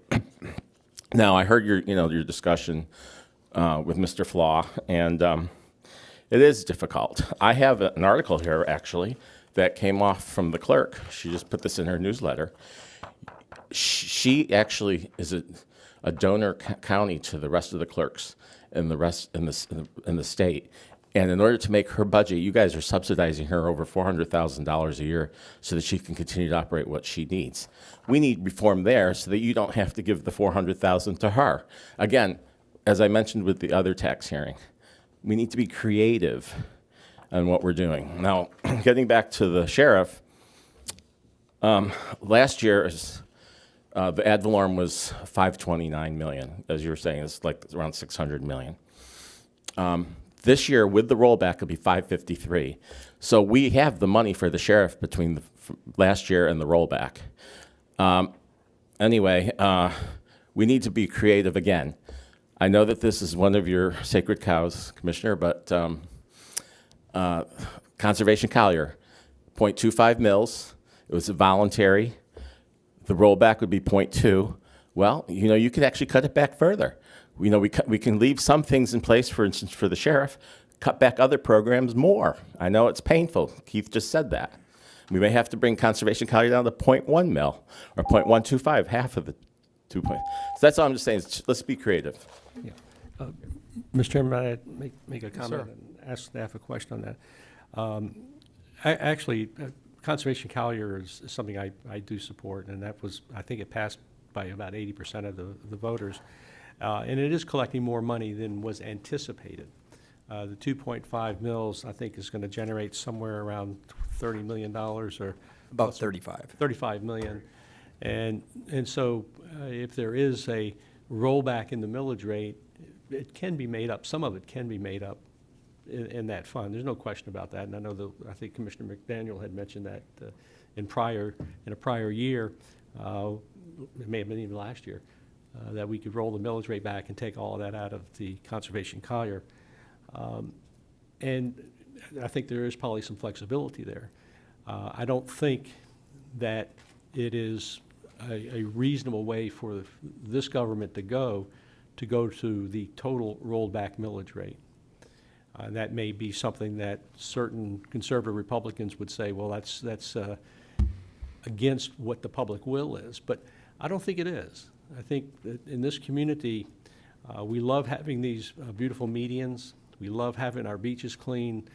We know that there's a lot of traffic congestion, but we also know that we're spending hundreds of millions of dollars building new roads. And so we're really, you know, this is a beautiful place to live, and I think most people want to keep it that way. And so I don't think it's a violation of any pledge or anything to the voters to try to keep maintaining that beautiful community that we have. But maybe there is some flexibility in that. Commissioner, could I say one thing? I agree with you. Absolutely. Because we tried to do this with the school board at the end of July, and I said, we don't have to do what you say about the pledge. We don't have to do it all in 1 year. I wanted to do it over 2 years. In other words, let's do, and Commissioner Cole's comment about inflation and electricity and all that. It's too severe to go to the rollback in 1 year. Maybe we go halfway to the rollback, and then look the following, you know, make this a process over a 2 to 3 year period. Then next year we could look at the zero-based budgeting to get even more closer to the road rollback. You know, it's a process. When we had, even when we signed up for Conservation Collier, times were good. We didn't have all this inflation, and we didn't have Hurricane Ian, and people are paying out of pocket for stuff not covered by insurance and stuff. It's a whole new, it's a new setting, and you know. But do we have to get there in 1 year? No. But let's look at a process. That's all I'm trying to say. And also, you know, as far as Pelican Bay goes with that lighting fund, they really should look at what they're doing, and maybe they need to rearrange their funds. Thank you, sir. Thank you. Mr. Miller, we have any? Yes, our next speaker is on Zoom, Kathy Raimondi, and she will be followed on Zoom by, and I'm going to do my best here, Vaibhav Lohia. I'm sorry, sir, if I'm pronouncing that, or madam, I don't know. I'm sorry if I'm pronouncing that incorrectly. Kathy Raimondi, you're being prompted to unmute yourself. I see you've done that. Ma'am, you have 3 minutes. Okay, thank you. As you said, I'm Kathy Raimondi. I live in Golden Gate Estates, and I would like to comment on the budget regarding the funds for Big Corkscrew Island Regional Park. According to recent meetings, some commissioners mentioned cutting the already approved funds for 2 projects. One involved the future baseball fields. The other questioned the expense for chemicals to maintain the swimming pool. These 2 potential budget cuts went straight to my heart. These 2 amenities were in our community where we lived while raising our young family. There was a free Olympic-sized community pool with 2 diving boards, a high dive, a low dive. The pool was one of the nicest things one could ever imagine having in the community. Our kids still have the fondest memory of that pool. Not following through with this pool here would be a very cruel thing. especially after Golden Gate Estates has waited so long for a park. We also had a park with numerous baseball fields. Our kids played there, and I was a coach for one of the teams. Several kids advanced to All-Stars. This park meant so much to the kids and the adults. You could walk over and relax after a long day by watching various groups play ball. You've approved very large funds to support other Collier parks. For example, $6 million for a pickleball court for Pelican Bay District. That is a huge amount of money to give one district. And this gift will cost every taxpayer in Collier County in 2024, from which most won't benefit. I'd like to encourage all 5 commissioners to put an end to prioritizing annual budget funds, including grants, for the other 4 districts. Please give District 5 its fair share of the funds. Without doubt, it's nice to support Pelican Bay and provide funds for this pickleball project. And I personally think it's nice. However, it's not a need, it's a want. But District 5 needs so much, and District 5 does not seem like it's regarded with the respect proportionately to the other districts. District 5 has practically nothing compared to other districts.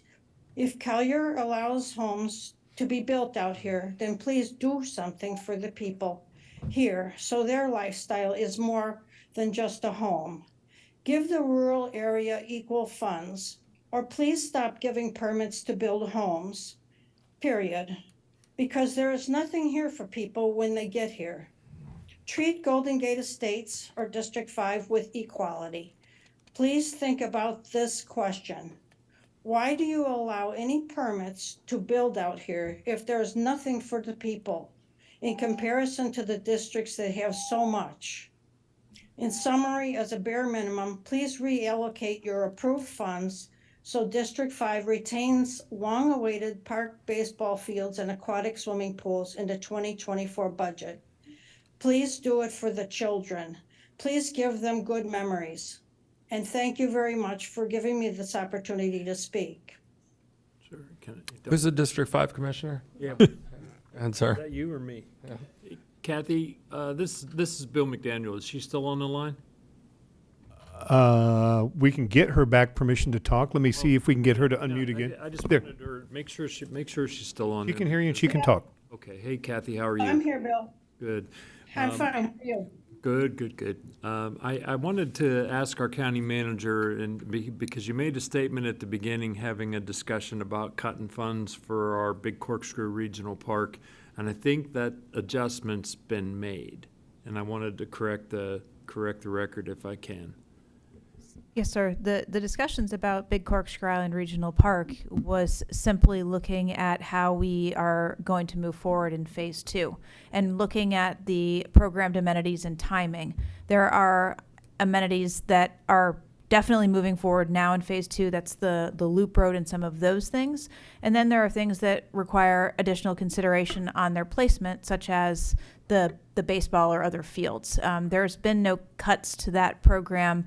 In fact, we're working very diligently to bring that aquatics facility into service, and we've built it, so there's not going to be a cutting of chemicals or a shutting of the pool. It would be illogical and irresponsible of us to put that kind of money into a park only to close it or not to maintain it. That's not on the board here. The second thing is the pickleball, $6 million is actually coming from Pelican Bay. That's not county dollars. It's not coming from the taxpayers of Collier County at large. That is contained within Pelican Bay. And Kathy, I don't want to take a bunch of time today, but maybe offline we can get together and have a discussion just to give you the backstory as to what our county manager was just talking about with the Phase 2 portion. And the original proposed ball fields were over there in what I've deemed as, or dubbed as, Big Jim's Bass Lake. And there was a proposition of backfilling that pond. And there is another alternative to accomplish the expansion of Phase 2 and construct the ball fields and keep that lake all in one place. But it's not something that we're going to necessarily discuss tonight. I know there's been quite a bit of communication on the interweb with people making accusations and things that just factually aren't founded. So maybe reach out, send me a note, let's get together and talk. But I just wanted to share with you some of the truths as to what's in fact transpiring. Mr. Chair, Bill, our, could I, Yeah, go ahead, ma'am. can I make a, thank you, Bill. I would accept your invitation for a discussion, and I know what you're talking about, some things going on that are kind of disturbing in the district. But one of the things I wanted to just say really quick, because I know you're all busy, is I did listen to some of the meetings, and some of the people came before your board, and they would ask for you to, for example, there was one person that asked your board to renew a $100,000 grant. And one of you gentlemen asked a very good question, do you need that money? And they actually said very honestly, no, they didn't need it, but you've given it to them before, so they would be able to appreciate having it again. And this is just a small example because I think you might have mentioned one of the projects with the baseball or the pool would come to 60,000 and the other one would be about 80,000. So if people don't need the money, we really need it in the Golden Gate Estates. We have nothing. We have roads, and then everybody's complaining about that and stuff. So really, I just want to say thank you for everybody for what you do. I really appreciate Mr. LaCosta. I really like the way you run the meetings. You're so respectful, and you give credit to people who can get up there and speak, not passionately and angry. And so I just love your demeanor and how you're handling the meetings and everybody else. So thank you for hearing me, and please look after District 5 a little bit better because we don't feel like we're getting the fair share. Thank you. Thank you, ma'am. I appreciate those comments. Mr. Chair, your final registered speaker tonight is on Zoom. And again, my apologies. Vaibhav Lohia. You're being prompted to unmute yourself. If you'll do so at this time. I see you're unmuted. Could you please begin by pronouncing your name correctly for the record? Sure, I think you were close. It's Vaibhav Lohia. Very good. Sir, you have 3 minutes. Please begin. Thank you. Thank you for the opportunity. I have a property in Naples Park area, so North Naples, and I joined this this public comment on the budget hearing last year as well. And as a new property owner at the time, had done a good amount of research and tried to make a number of points on this public hearing. Unfortunately, it tends to be a one-sided conversation where I have to make my comments in the 3 minutes, and then thereafter, any further comments that get made by the board, I have no opportunity to refute. So I'm going to make it easier for all of us this year, and I'm going to give you some numbers for folks on the board as well as anyone listening to this. I can't see the room, so I don't know who else is sitting in there. And by the way, it shocks me that there are not more people that are coming in and providing their public commentary in such hearings.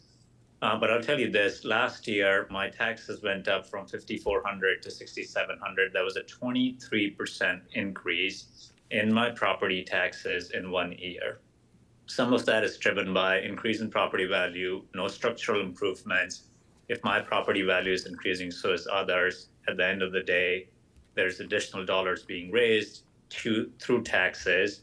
One would say any increase in property value is essentially the increase in taxes. And I don't know how that all translates. I can't imagine my property value is increasing, others is not.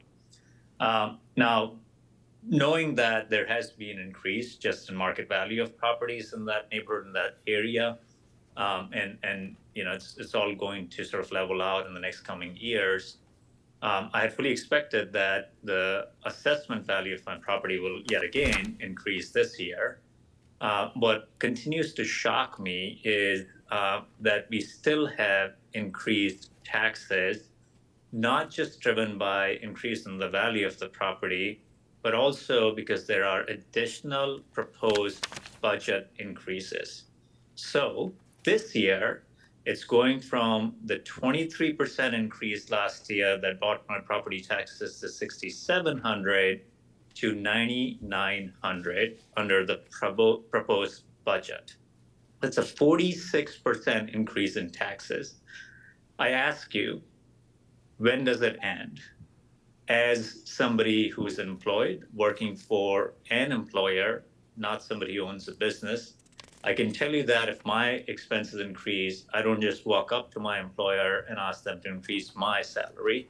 So I'm not seeing a dime of revenue increase for myself, yet whether it is services that I'm availing to or taxes that I'm paying, they keep going up and up and up. The second column in the proposed tax assessments essentially talks about an increase from 67 to 89, which potentially is driven by increase in the assessed value of the properties, which is what it is. But to then say, let's also increase the proposed budget over and above that, going up to 9,900, another $1,000 increase, I just don't understand. So anyway, those were my comments. I think those are hard, solid numbers. Everyone listening to this, including the board, I urge you to reconsider this. This is just insane. Commissioner Saunders. Thank you. And this is a question for staff because I don't understand how a tax bill could go from 6,700 to 9,900 this year. I'm looking at, again, just looking at the countywide tax increases that if we kept the millage rate the same, and if you have a $1 million taxable value in Collier County, your taxes would go up $384 if you're non-homesteaded. If you're homesteaded, your taxes would go up $106. So how does someone go from, I assume it's a residence, maybe it's not homesteaded. And I can attempt to answer that question. In that situation, it would either have to be a change in ownership where you are reset to market rate, or what we've been seeing in a couple instances this year is folks that have been on the non-homestead and they actually go homestead, which then resets their value to market rate as well. So last year we had average of 40% increases in taxable value. This year it's 20. If you were to all of a sudden go to market, you could have a substantial increase in your overall taxable value. So it would depend on the status of the property owner and when they purchased it. And I'm not questioning the speaker in terms of the numbers, but so there are scenarios where a homeowner, whether homesteaded or not, could experience a increase of taxes from 6,700 to 9,900. Now, I'm assuming that must include schools and everything, but correct, and in the event of a change in ownership. So, well, he seemed to be talking about how he owned this piece of property and it went up a certain amount last year and it went up a certain amount this year.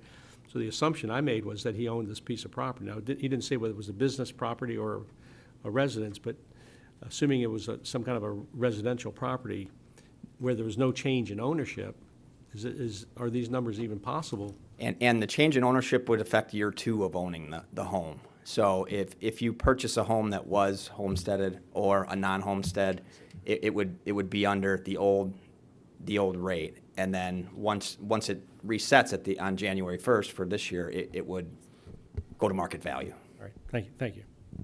I was just going to say I get this question a lot from citizens who send me a really angry email saying, oh my God, my taxes have exploded. And 100% of the time, because I usually reach out to Mr. Finn and then he points me in your direction or both, 100% of the time when the answer comes back to me, it's one of those half a dozen scenarios. So the citizen makes it sound like, oh my God, look what you all have done to me tax-wise. And I think to myself, I don't remember voting on anything that quadrupled your taxes.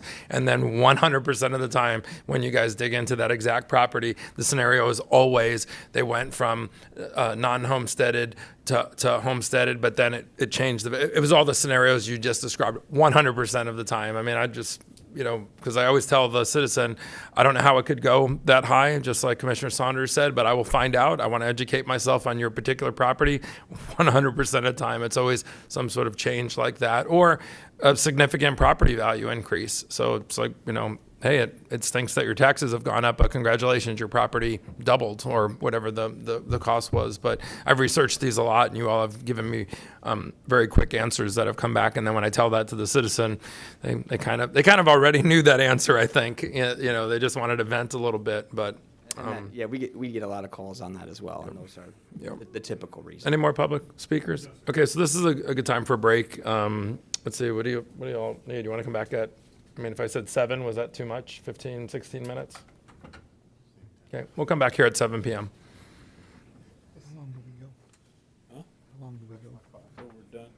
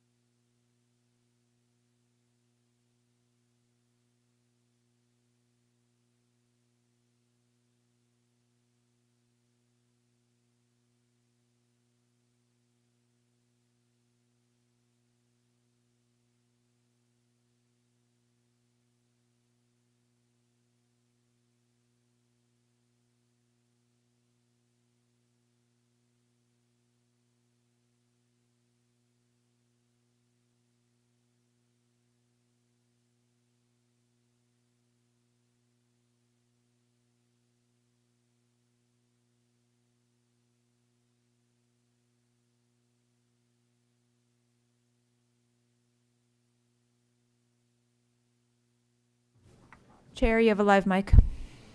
Okay, thank you. Is anybody? Okay. All right, County Manager, what's our next, I mean, I can see what's next, so let's move on to talk about the millage rates. Yes, there's no change in the millage rates. Our next task is to essentially read those millage rates for the board.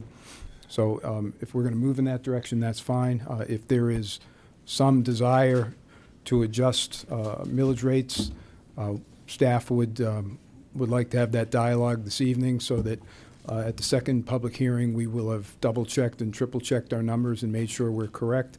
We also need some time to run the calculations this evening. If we move in that direction, another brief break in order to calculate those things. That being said, if there is some discussion. I have a question, and then Commissioner McDaniel, he just lit up as well. And I meant to ask this when you and I met yesterday. When I'm looking at the slide on the millage rates, there's, you look at prior year millage rate 4.4396, and then proposed millage rate 4.4397. The three areas where it changes is Bay Shore, Avalon Beautification, Rock Road, and Collier County Lighting. Why do those three change again, and where all the other ones are static? What's the difference? Let me just eyeball this real quick. Okay. Chris, if you can jump in, that's fine too. Because if you remember when we were in my office, I was like, why does it go from 9.6 to 9.7? And then we sort of got off track. And then I made some notes last night where I was just sort of going down the different dependent districts. So there was Palm River Sidewalk, MSTU. The second one from the bottom is a straight add of 0.5 million. No. Oh, okay, yeah, and that was the other one. Yeah, I'm sorry. Yeah, so there were four. So that one's because of what reason? It goes from 0 to 0.5 for what reason? The board policy was to create an MSTU to do some sidewalk work in the Palm River area, and so this is the first year that we're implementing that. The actions were taken by the board and adopted by the board, so this is the implementation of board policy. So continuing from the bottom, the next one where there's a change is Collier County Lighting goes from 0.1154 to 0.1025, so it actually goes down. Why is that? You want me to answer that question then? Yes, please, Chris. Commissioner, that's the rollback rate for that district. Mm-hmm. After going through the budget, staff had put together a budget around the rollback rate. I don't know if you were here or not, but I think prior to you, we did a large upgrade with LED lighting, which has been saving us funding in that fund. Okay. How about Rock Road? So working your way from the bottom, it goes from 1.34 to, it goes back to the rollback rate as well. Why was that? And Rock Road was due to a very large taxable value increase. They're building subdivisions over there that are currently included within the MSTU. I believe the board will see items moving forward to adjust those boundaries. Right now, as soon as he calls on me. Yeah. And then Bay Shore Avalon Beautification, that one went from 2.3 to 2.1. What was the difference there? And that was based on the advisory board's recommendation. Okay. Commissioner McDaniel, sir. Yeah, well, then you grabbed onto Rock Road. There was a time when Rock Road was 0. Correct. And I was told because there was an inordinate amount of money, the people in the Rock Road area created their MSTU, were taxed themselves, brought up Rock Road to a standard, turned it over to the county, and there was no need for that. But because of the area and the subdivisions that then transpired, the dollars went off the chart. And I was told by previous administrations that extra money that year, because I was chirping about it, that extra money that year was going to go to satisfy the existing debt, and they'd move the rate to 0. Then all of a sudden it came back to this rate here, and I'd like to see it go back to 0. There's no, as a matter of fact, at one time there was a discussion about sunsetting that MSTU because Rock Road is completed. And currently, the Rock Road Fund, the funds they're utilizing those funds to continually put the lime rock on the road and do patch repairs all the way down to the back. Pretty sure. No, sir, there's a portion of that is not paved. They did pave a portion of it. Well, there was a time when we moved that rate to 0. And then there was discussion about extinguishing that MSTU at all. So, and I have a question for staff. This is my second question to that. You reading these rates, Ed? Yes, sir. Ed Finn? You reading these rates into the record doesn't codify them. If this board, if we make it, I mean, it's a function that has to happen tonight, if I'm not mistaken. It's part of what we're here to do. But if we make a decision to move a rate from one way to another, it doesn't stop you from reading these rates, because we don't adopt these rates until the last budget hearing in September. You're correct, sir.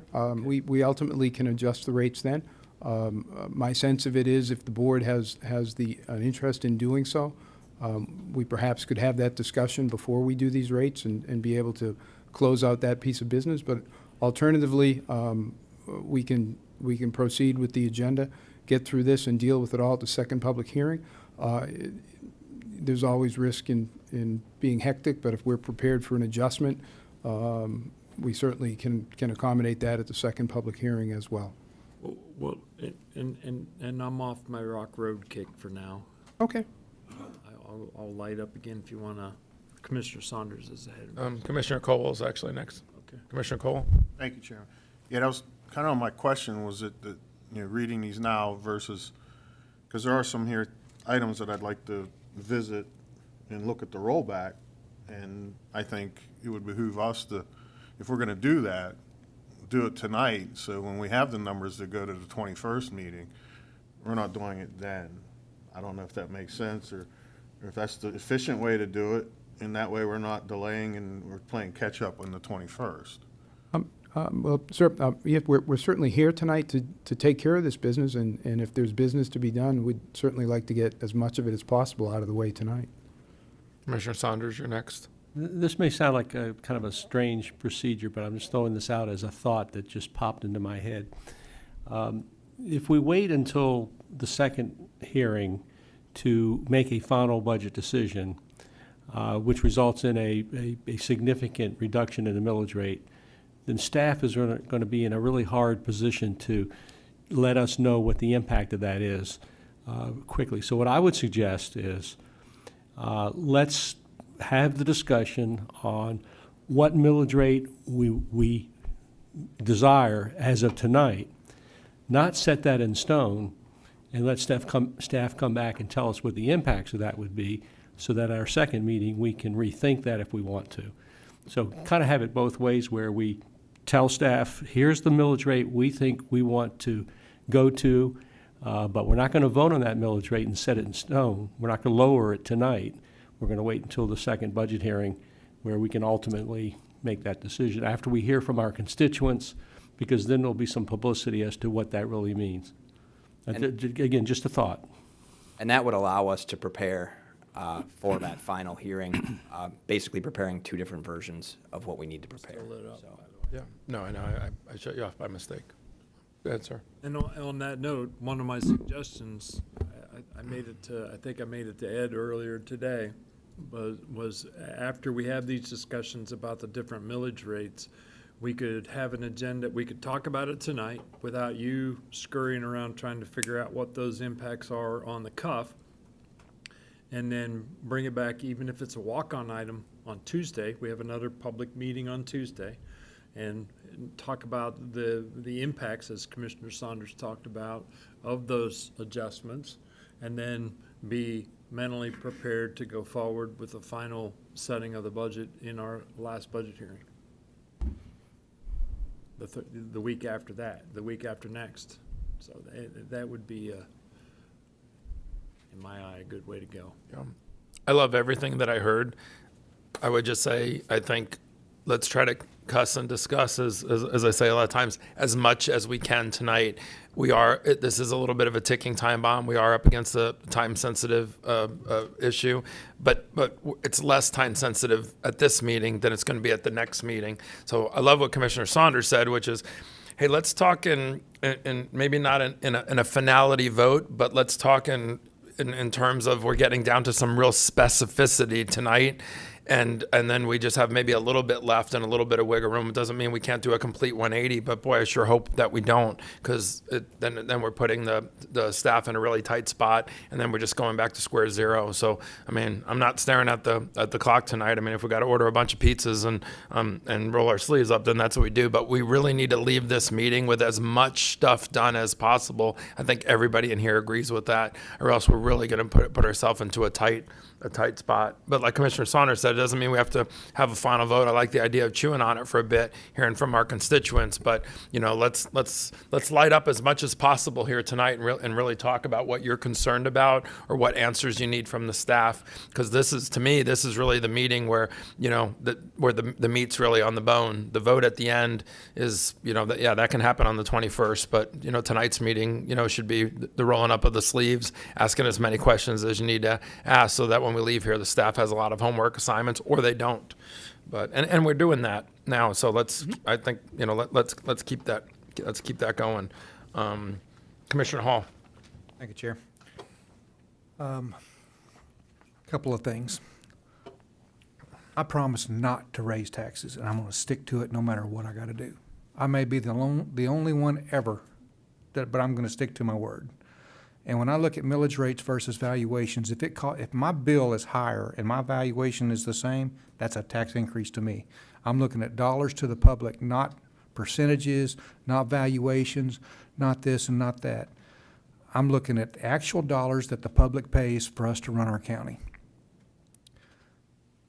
Now, I do think that with a rollback rate, there are ways that we can go back and adjust and find what is it, 60 million bucks?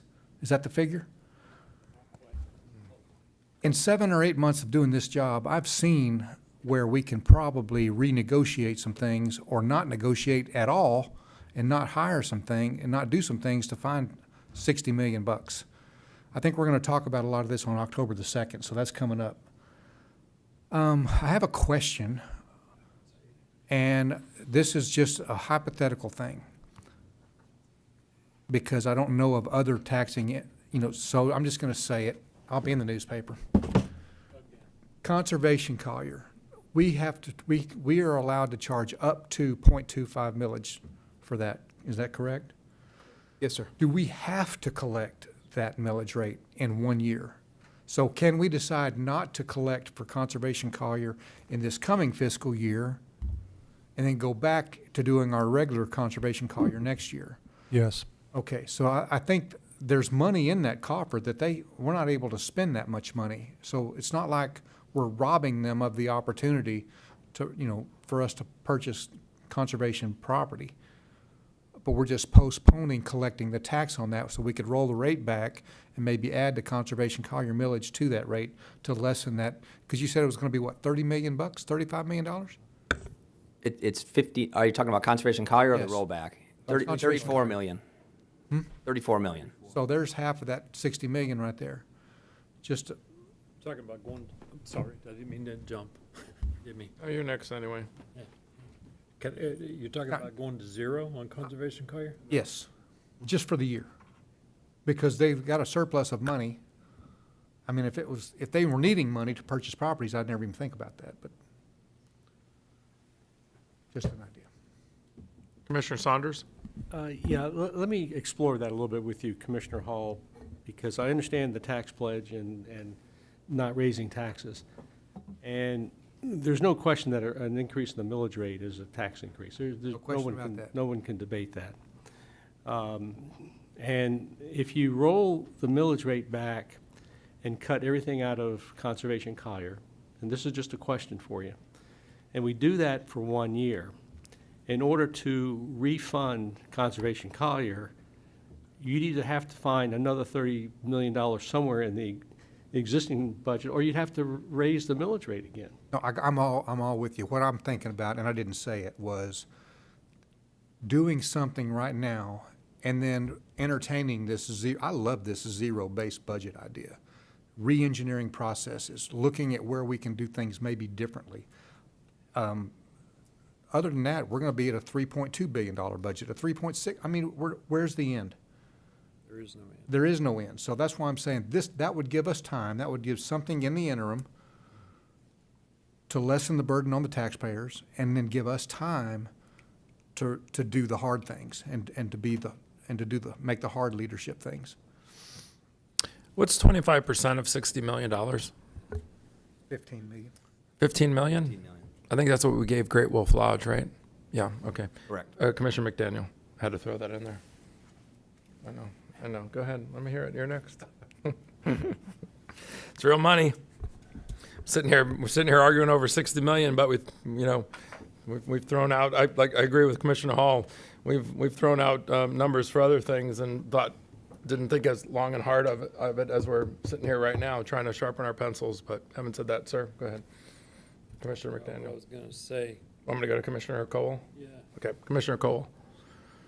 Yeah, thank you, Chairman. I was thinking along the same lines, Commissioner Hall, but I wasn't talking about a total zero rollback, but finding a number that will work, because, I studied the program itself and I looked at it, and in the design of the program itself, it was only supposed to operate at about 20 to 25. It's Conservation Collier? Conservation Collier at $20 to $25 million a year. And even if you go at the rollback rate, compared to what it was last year, they collected $30,537,000 and some dollars. Even if we went to rollback, they're still going to make almost $1 million more, and cutting it from the 0.25 back to what the projected rollback is 0.22.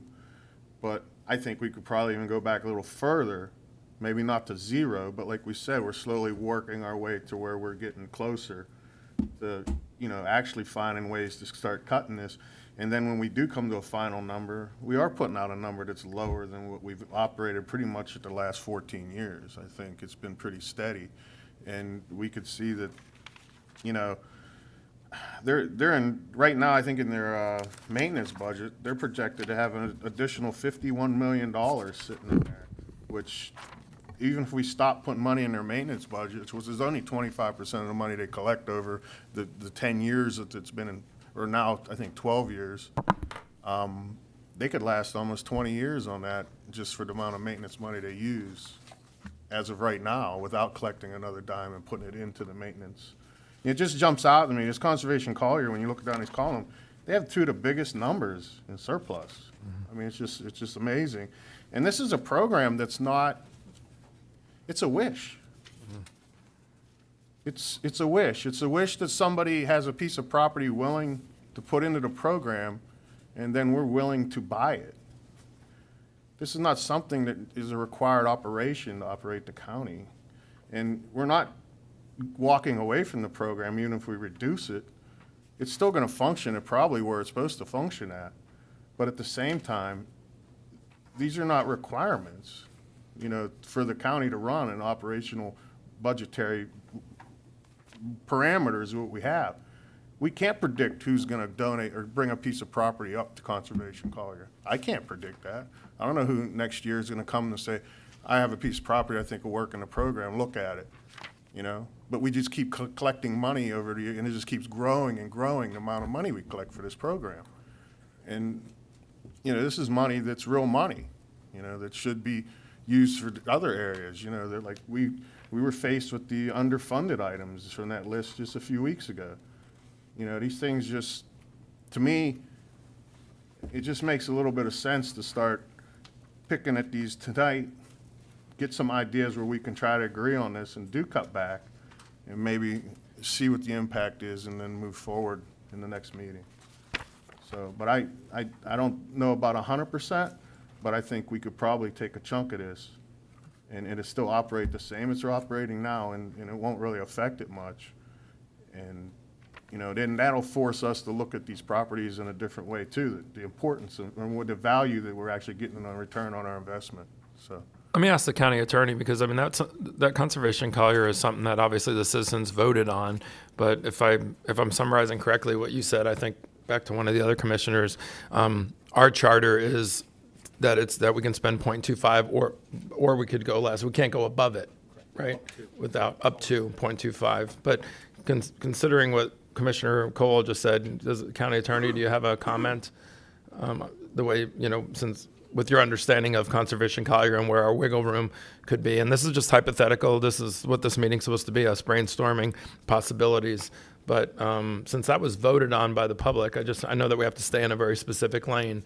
Would we be able to make those kind of adjustments like what Commissioner Cole just said and still be within the parameters of what citizens voted on? Yes, because there was always that flexibility built in that it's up to a quarter mil. Okay. So, I mean, some of the conservation... Everyone should have... Yeah. The .25 may have become an expectation by people. Right, yeah. But it's not required. Yeah, okay. Commissioner McDaniel, sir.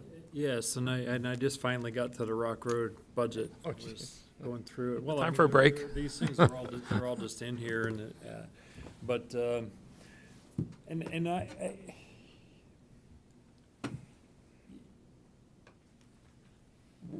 think we have to look, I would prefer that we start looking past just this year over last. This circumstance, Commissioner Hall, you brought up a point earlier about where does it end? Well, it doesn't end, never ends. Commissioner Caldwell, you brought up a very valid point of expectations of growth and expenses associated with that. Who would have thought that we would experience the enormous amount of growth that we have in the recent past, let alone what might happen next year? But there has been a dire need for our county to shift its ways and how it's been doing its business. And now we're $2+ billion, $2.4 billion, I think, total all-in budget, if I'm not mistaken. Historically, there was, when you move back into, clear back into 2007, that's when the Great Recession transpired and assessed valuations were decreasing. And those boards actually lowered the rates to help offset and compensate. And the county's revenue went like this from 07 clear down to 12. And then starting in 12, that's when it kind of sort of leveled off, and we went back up over to in excess of $1 billion total collected in our budget. But the management of the funds, as the money started going back up, didn't go back in to fill the offsets in deferred maintenance capital projects. When Commissioner Saunders and I came into office in 2016, there was $1 billion, minimum of $1 billion of deferred capital and maintenance that were sitting on our shelves. I think Amy, you and I talked, there was well over $200 million alone just in stormwater, $150 million in capital, and in excess of $50 in maintenance.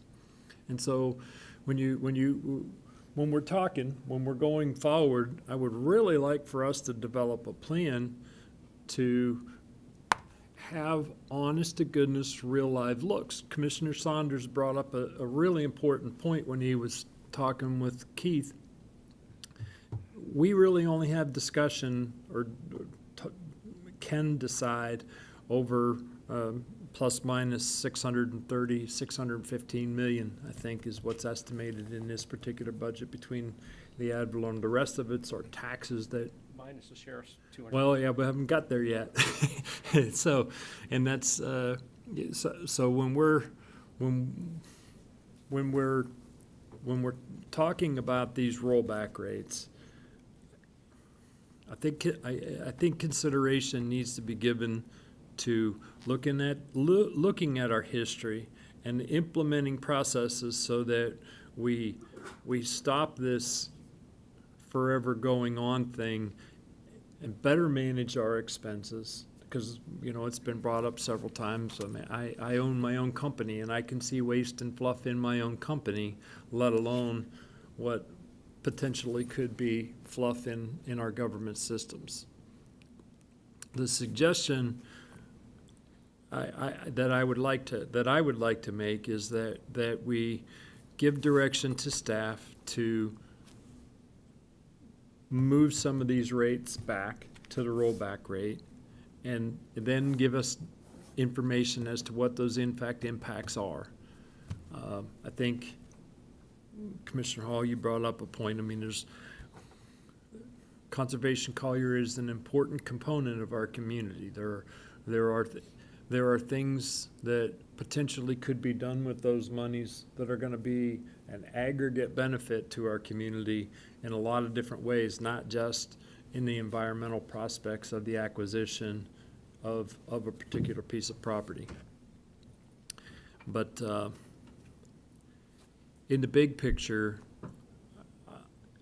these are very, very difficult decisions that have to be made when our sheriff, who is our number one job to keep our families and neighborhoods safe, when our sheriff consumes nigh on 40% of the dollars that we have really any discretion over. From an ad valorem standpoint, there's other dollars. I mean, you don't get to $2 billion plus without having other income. The other side of that equation, and I've brought it up several times, brought it up last year, brought it up the year before, our board puts out budget policy, budget initiatives in the spring. And this year we recommended 4.5% year-over-year increase. Look at the percentage increases that are over here. I mean, I don't need to point them out individually, but I really would like to see better adherence to the guidance that comes from this board with regard to, I mean, because you folks are making those recommendations to us.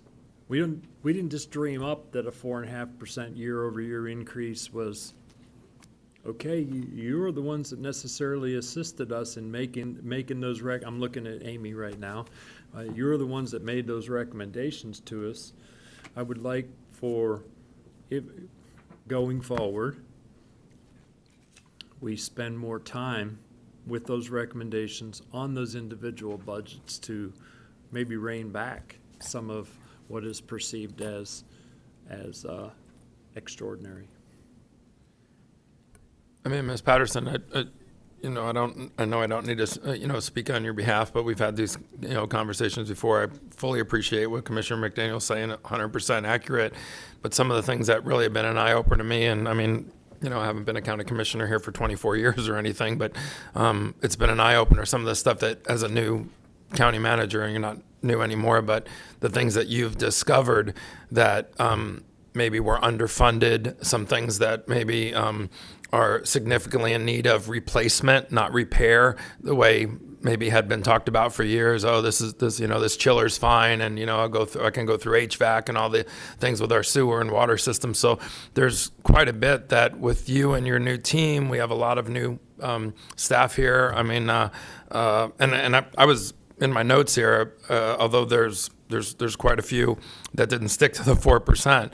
There's also quite a few that in some conversations I had with the staff, and we all did, who really did sharpen their pencils to take a look at some things. But correct me if I'm wrong, some of what might look like inflation was because of very specific things that they discovered that are going to come back and bite us if we don't catch up to some areas. So, I mean, I'll turn over the microphone, to you. I mean, this is what we're here to peel back. I mean, if somebody artificially inflated their budget, one of the departments or any of the things listed on here, then I would expect you would have caught that.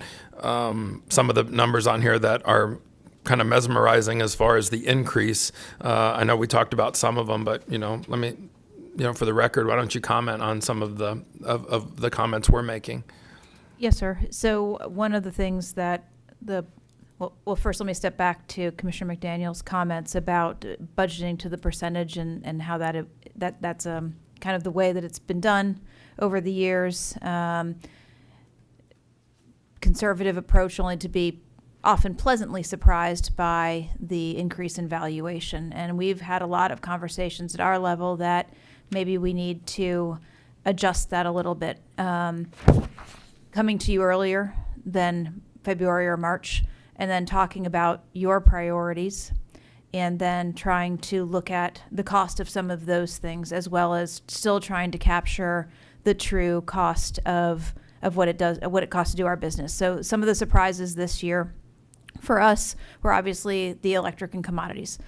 It's if you own a home, if you live here, if you live anywhere, you know that electric has gone up as well as lots of other goods and services. So everything costs more. We can't very well come to you and say, well, you need to give us more money to keep the lights on, but we've filled our budget with these other things. That's the evolution of the UFER. Another big expense, property insurance, not a surprise to anybody. We hear conversations about our own homes and insurance. So that's a big number in these budgets. And then, as touched upon even with Pelican Bay, is the cost of employment. We found ourselves in a position where our pay plan was aged, very aged. We were losing people, not only beginning in the pandemic, but just as things were getting better, people were being aggressively recruited away, and we were not competitive. And we will never be the private sector, but we weren't even competitive with our own government peer group. So we had to take steps to adjust our pay plan and say that we're not going to fall behind like that again. Again, we're not attempting to be competitive with the private sector. The rise and fall of the private sector is a different thing, and we deal with, in the government, how that affects our employment. But we can't have, a decade-old pay plan and expect that people are going to stay here. So those are things that people had to think about as they developed these budgets. To your point, we're faced with backlogged maintenance, years and years and years of maintenance issues, stormwater, aquatics facilities, and those things. They're big capital projects. We have aging infrastructure in the ground, and it's the things that you don't drive around and see. It's one of the favorite things I say is, we drive around and we see beautiful landscaping. It's right there, and you can look at it. You don't drive around and say, look at the beautiful stormwater. It's mostly underground, and unless you're flooding, it's not something that you think about every day. But when you have 40 or 50 or 60-year-old infrastructure in the ground, that is something that has to be addressed, because it also compromises the rest of your infrastructure. It starts to affect your roads, water and sewer, and they're all cobbled together. So those are all things that we're struggling with on how to prioritize, and also how we articulate that to you in a way that is measured and meaningful. For us to come in and say, give us $100 million here or $50 million there with no ability to execute, which again ties back to the commodities, it ties back to employment. If we can't execute the projects, there is no sense in us asking you for the money. We need to make you aware of what we're facing, but we can't very well stack a whole bunch of projects that we're not going to be able to perform on. So it's a real balancing act. I have to say that the staff was very thoughtful in their review. We had a lot of really good conversations about trying to start to articulate the needs so that you all will be able to make informed decisions. But in the end, that's what we owe to you, is to tell you what our professional opinion is. And if you tell us you want to try to hire a consultant and try to look at a zero-based budget, we're going to execute your decisions. You are the policymakers, and whatever that is, we will take that guidance and we will march out with it.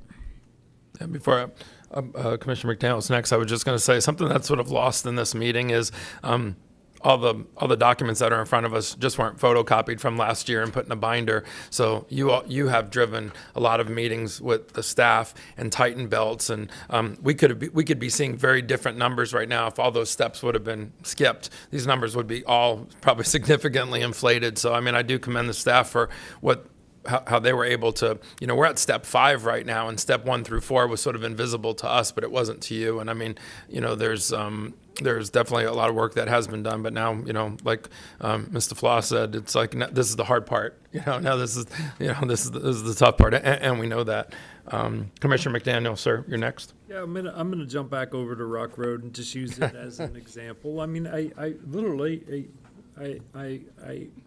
we spent $21,000 in operating expenses in '22, estimated it to be $63,000. We spent $22,000 in '23, and now we're estimating it again to be $70,000, and we're sitting with $90 million in reserves. Or excuse me, $90,000 in reserves. I misspoke. There's a 9.9% increase in taxation there because of the increase in taxable value because of the subdivisions that are there. And this is peanut money, but I'm sorry? 40,000 here, 40,000 there, pretty soon you have a pile. And so I'm looking through other budgets that are in here now with the 22 actual expenditure, the estimated you call it forecasted because we're only a month away from the end of 23, and there's significant increases budgetarily just simply that are coming in, I believe, just simply because the rate has stayed the same and the valuation of the properties. I see it down in Bay Shore as well. So first of all, I've got a spur up under me with regard to Rock Road because of the increase in the area and the subdivisions that were there. I would like an adjustment to be effectuated in Rock Road back to the forecasted actual revenues that they spent in 22, which is very close to what they spent in 23. There's a ongoing process there, and and I assume we can utilize the reserves to pick up an unknown, unexpected expense that can happen so that we aren't shorting the MSTU. And if I may, sir, taking a quick look at the budget, you're not wrong. Budgets typically tend to be conservative and try to stay on the side of making sure we have money so we can respond to emergencies. Right. In this particular case, if it is the board's desire to run that a little closer to the wire and project, burn down a little bit of the reserves that are there for emergencies, fund operations, and reduce the that millage a little bit, I think that probably could be achieved. And or a discussion with regard to, because I don't know if the MSTU is going to stay in place or not, but the ongoing maintenance, repaving of the road, those are all things that should be budgeted for. Those are the capital asset replacement and maintenance funding that you and I have gone round and round about. And if it pleases the board, that may well be one that we take a look at over the next couple of days and bring a recommendation back to you. That'd be fine with me. I'd make that recommendation. If you wanted an emotion, I'll make that recommendation. Thank you, Mr. Chairman. When Commissioner McDaniel and I got on the board in 2016, and Commissioner McDaniel has pointed this out, the county was really in a deep hole in terms of infrastructure, in terms of deferred maintenance. And we took a lot of steps to start filling that hole in. I admit that we did a little bit of digging ourselves, but we were still making a strong effort to get the county back on a strong financial footing. Part of that was maintaining the current millage rate and the millage rate that's in effect today, and not doing these rollback millage rates because we knew that we had to have flexibility, and we knew we were trying to get out of this big hole. Part of filling that hole up was the 1 cent sales tax that, quite frankly, we will have raised for the county's expenditures over, I think, close to $470 million, and another 50 or 60 million is going to the city. So that has really put us in a strong position to get ahead of some of these problems in terms of transportation, in terms of deferred maintenance. Now we also recognized as we were doing this that we needed some flexibility. So we had Hurricane Irma, and we responded really well to that. Now, we had all kinds of problems, but we responded, I think, as best as could be expected of any government where 100% of the power in the whole county was gone for a couple of weeks. And then last year, we had Hurricane Ian, and of course, we really responded extremely well to that and got everything cleaned up and helped the city of Naples and our other municipalities in getting back up to speed. And I kept making the argument, don't go to the rollback millage rate because we don't know what's going to happen down the road. So now we roll the clock forward. We're in a much better position, but we're always going to be, as has been pointed out, we're always going to be growing, and our needs are going to continue to grow. And now we have a tax pledge, and I want to talk a little bit about that because 4 commissioners have signed a tax pledge. Now, I was presented with these tax pledges almost every year when I was in the legislature, and I didn't sign them. And I haven't signed one now, and I didn't because I felt that you just don't know what's going to happen. You don't know if you're going to have to raise some fees. You don't know if there's going to be a hurricane and you're going to have more reserves. You just don't know what's going to happen. And so, but I respect everyone signing that. I understand that a pledge is a pledge. But this is kind of directed to Commissioner Hall, because I think it's important that we kind of understand what it means if you have a pledge and you're not going to raise revenues 1 year above what they were the year before. Which is what we're talking about this year. So let's say we go to the rollback millage rate this year, which I think I think we're probably going to be somewhere in the middle. But let's assume for a moment that we go to the rollback millage rate. Well, that's great. We've cut taxes. Now, we roll the clock forward to next year, to the next budget cycle. We have growth. We have more assessed values. We have more people going here. And if we stay at that rollback millage rate that we just adopted this year, we're going to have more revenue. So then with the tax pledge, does that mean you have to roll the millage rate back that year too?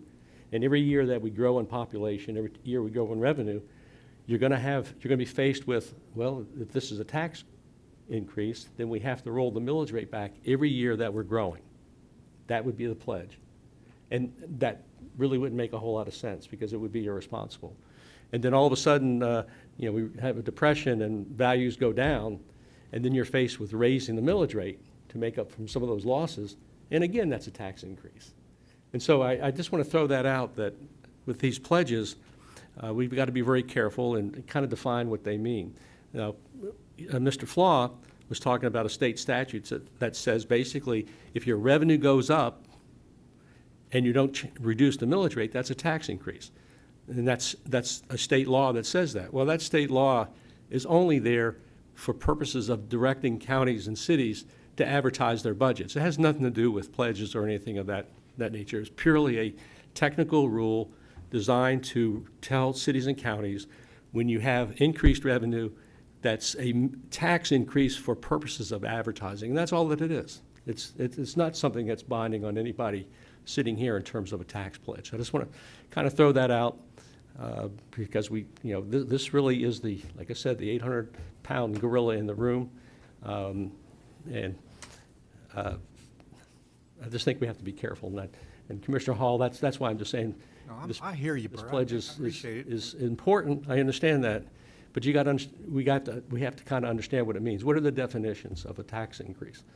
And you basically said a tax increase is when we get more revenue this year than we got last year. No, it's when I get my tax bill at my house, and I look at last year's taxes, and I get the bill this year, and it's 10% more, quite a bit percent, more money, and it goes up every single year. It just But if goes it's more because your property values went up. So my point was earlier to do something this budget cycle to stop the bleeding, and then figure out where we're bleeding, so that next year we may not even we may be in great shape. I'm not saying that we should cut half of our people with for 30% increase, but I'm saying we could do something different to get better productivity out at less money, so that we're not faced with this. I'm just willing to look at something different instead of just willy-nilly growing government year after year after year, because we're growing and we like pretty medians, and this is great and that's good and it's the way we've always done it. I'm just willing to look at something different.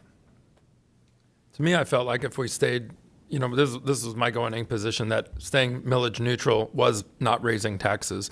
And I realized what Mr. Flaw said is like, well, but if you stayed millage neutral because of property values and a whole bunch of other things, you're actually collecting a whole bunch more money. And I get that. Nobody was whispering in my ear when I signed a 3-sentence pledge, because in my mind, I felt like if we sat here and raised the millage, that's a no-brainer. That's raising taxes. But to me, millage neutral, we are fortunate that we could stay millage neutral and it would bring in the additional funds, and then maybe we get the best of both worlds, and I would walk out of here not feeling like I raised taxes, regardless of what the state statute said. And Commissioner Saunders, like you said, that there's some interpretation in there. So my going-in position is millage neutral or better. I'm not here to raise any millage rates, and also too, I like the idea of digging into the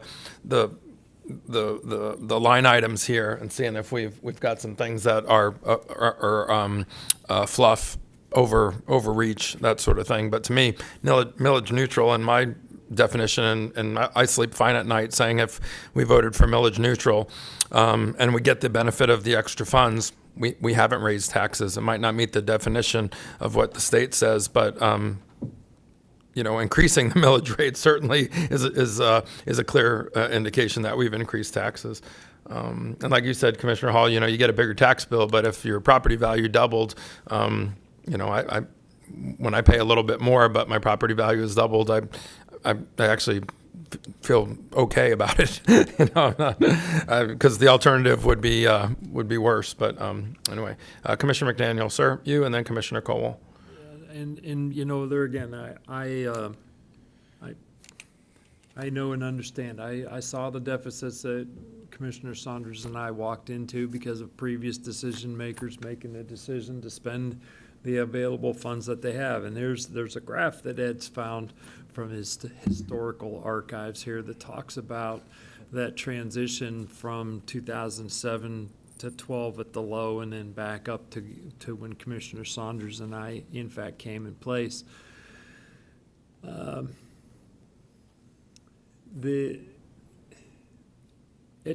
end of the day, I concur with Commissioner LaCastro with regard to, if we were to raise the rates, that's a tax increase.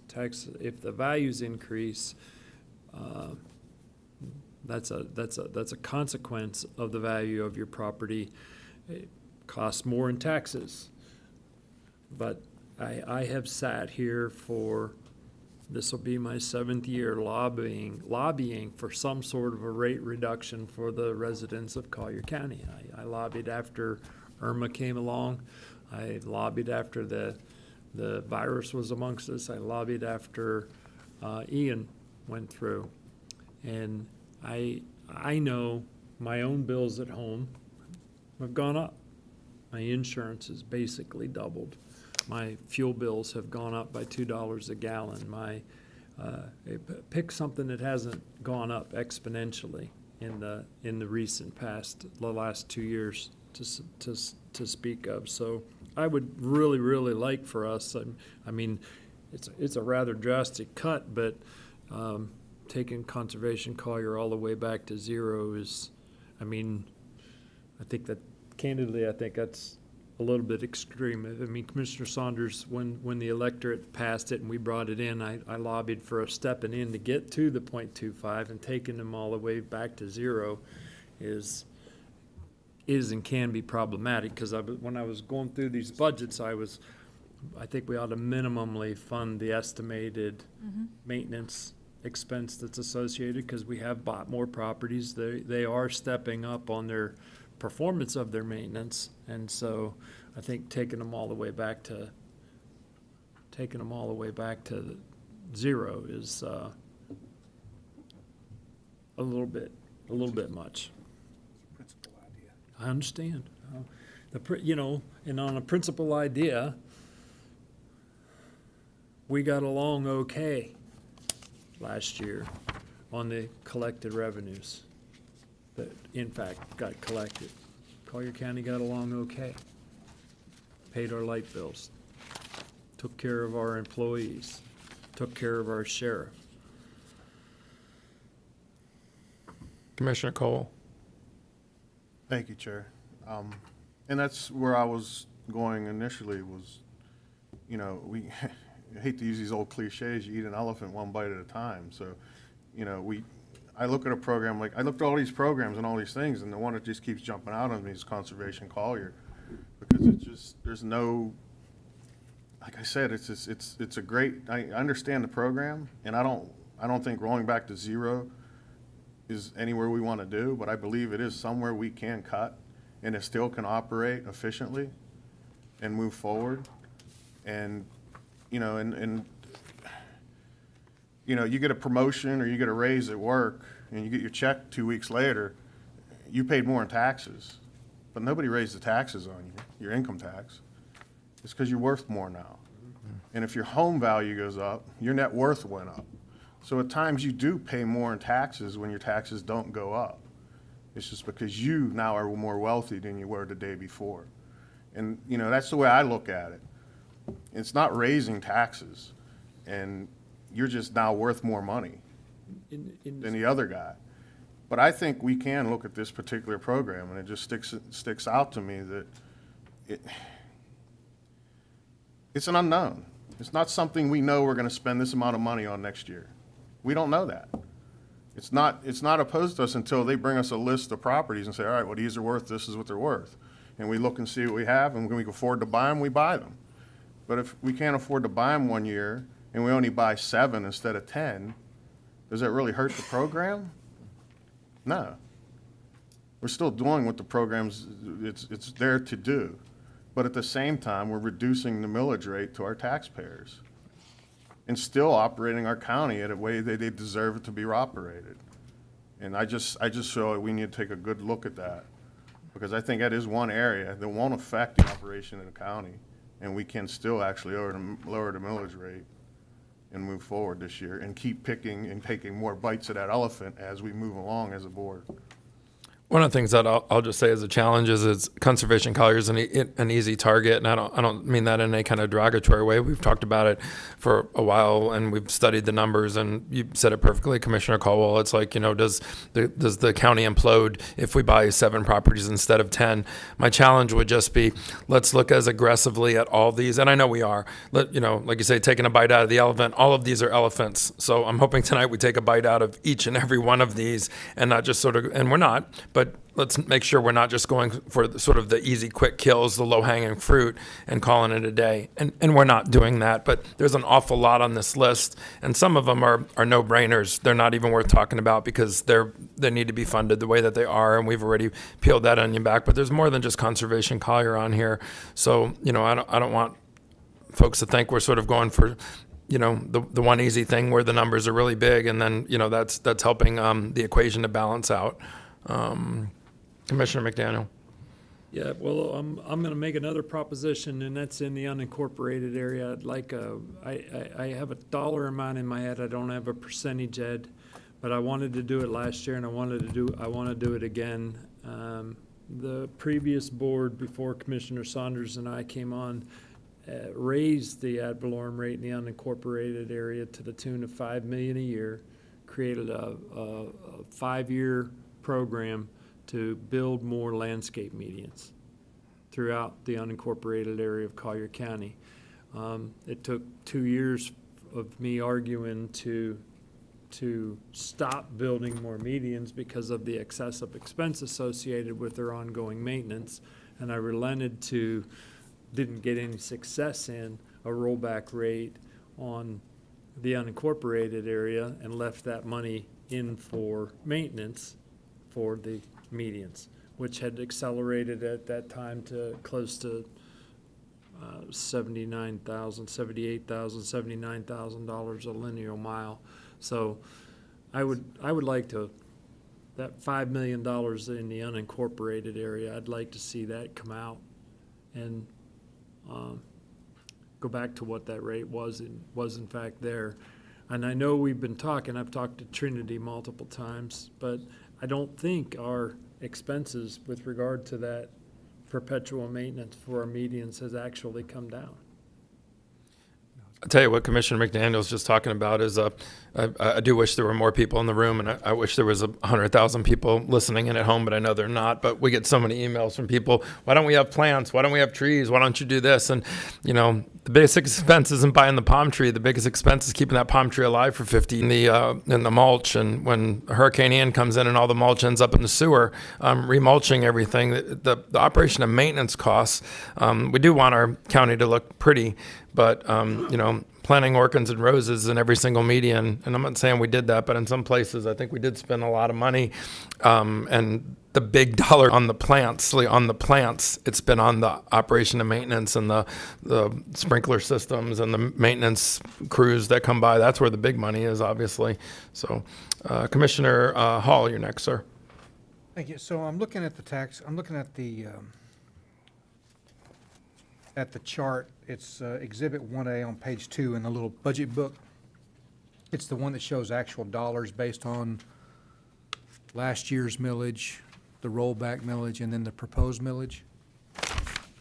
And the way I'm reading this, at the bottom line, on the rollback figure, we still collect another $24.6 million with the rollback rate over actual dollars from last year? Commissioner, if I may? Yes. The adjusted tax dollars you see there does not include the TIF districts. So it's about $12 million higher than that on that first column prior year. So there's even more, 12 million more than this? No, the prior year, so the difference is a little bit less. What's in the bottom right corner of your page? What page are you on? Bottom right corner, what's it say? It says. Agenda item, Item 1A. yeah, page 2. Yeah, okay, I'm on the right one. I just wanted to make sure I was following you.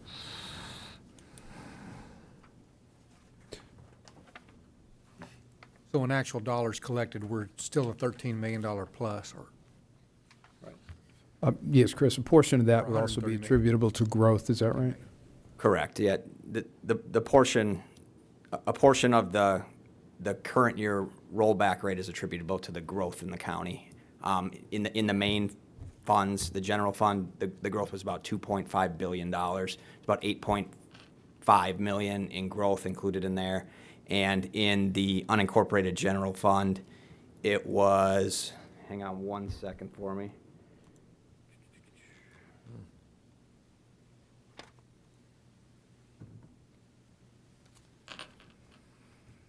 Sorry, bear with me, I gotta find the slide.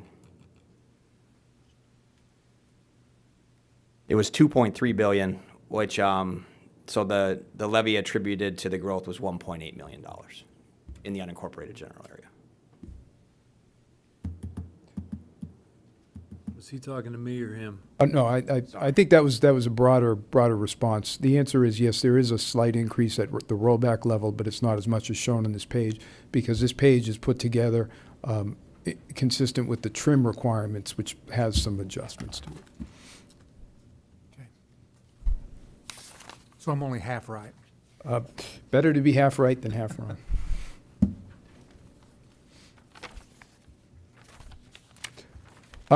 So I don't know if I can assist. I'm not a terrific facilitator, but certainly there's been a lot of good discussion here.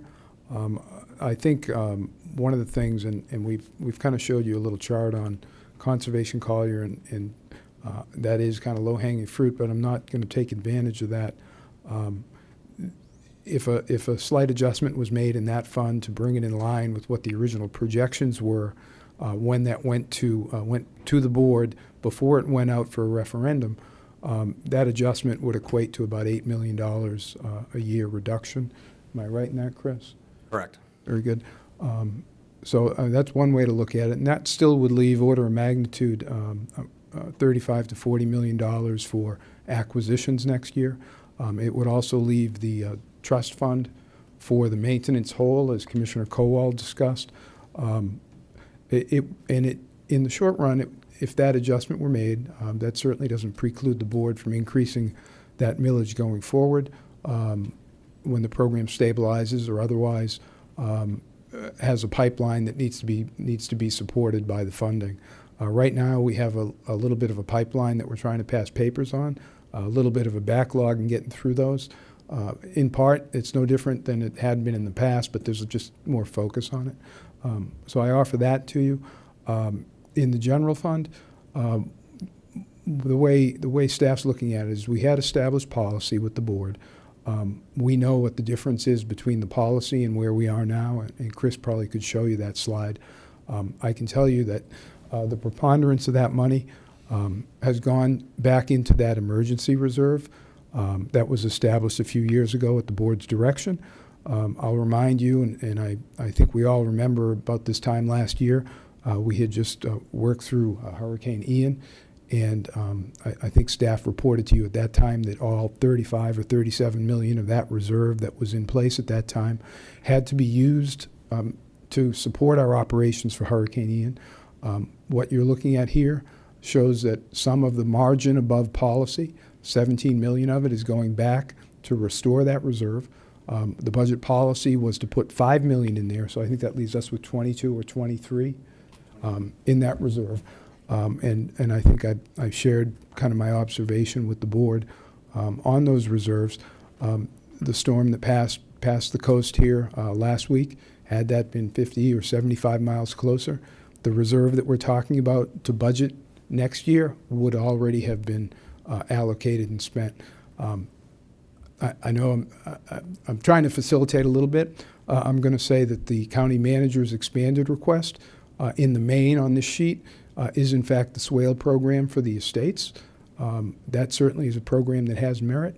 That gets to some of the discussion the board has had on the level of service and trying to meet level of service objectives, the needs of the constituents, meeting those needs while at the same time trying to balance the need to control taxes and control budget.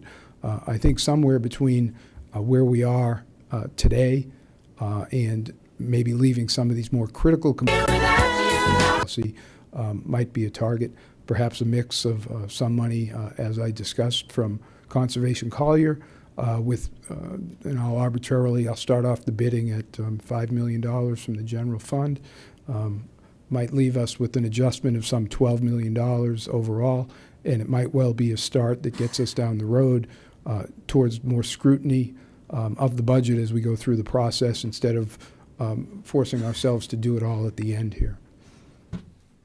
Commissioner McDaniel. Yeah, I want to be careful, and Ed,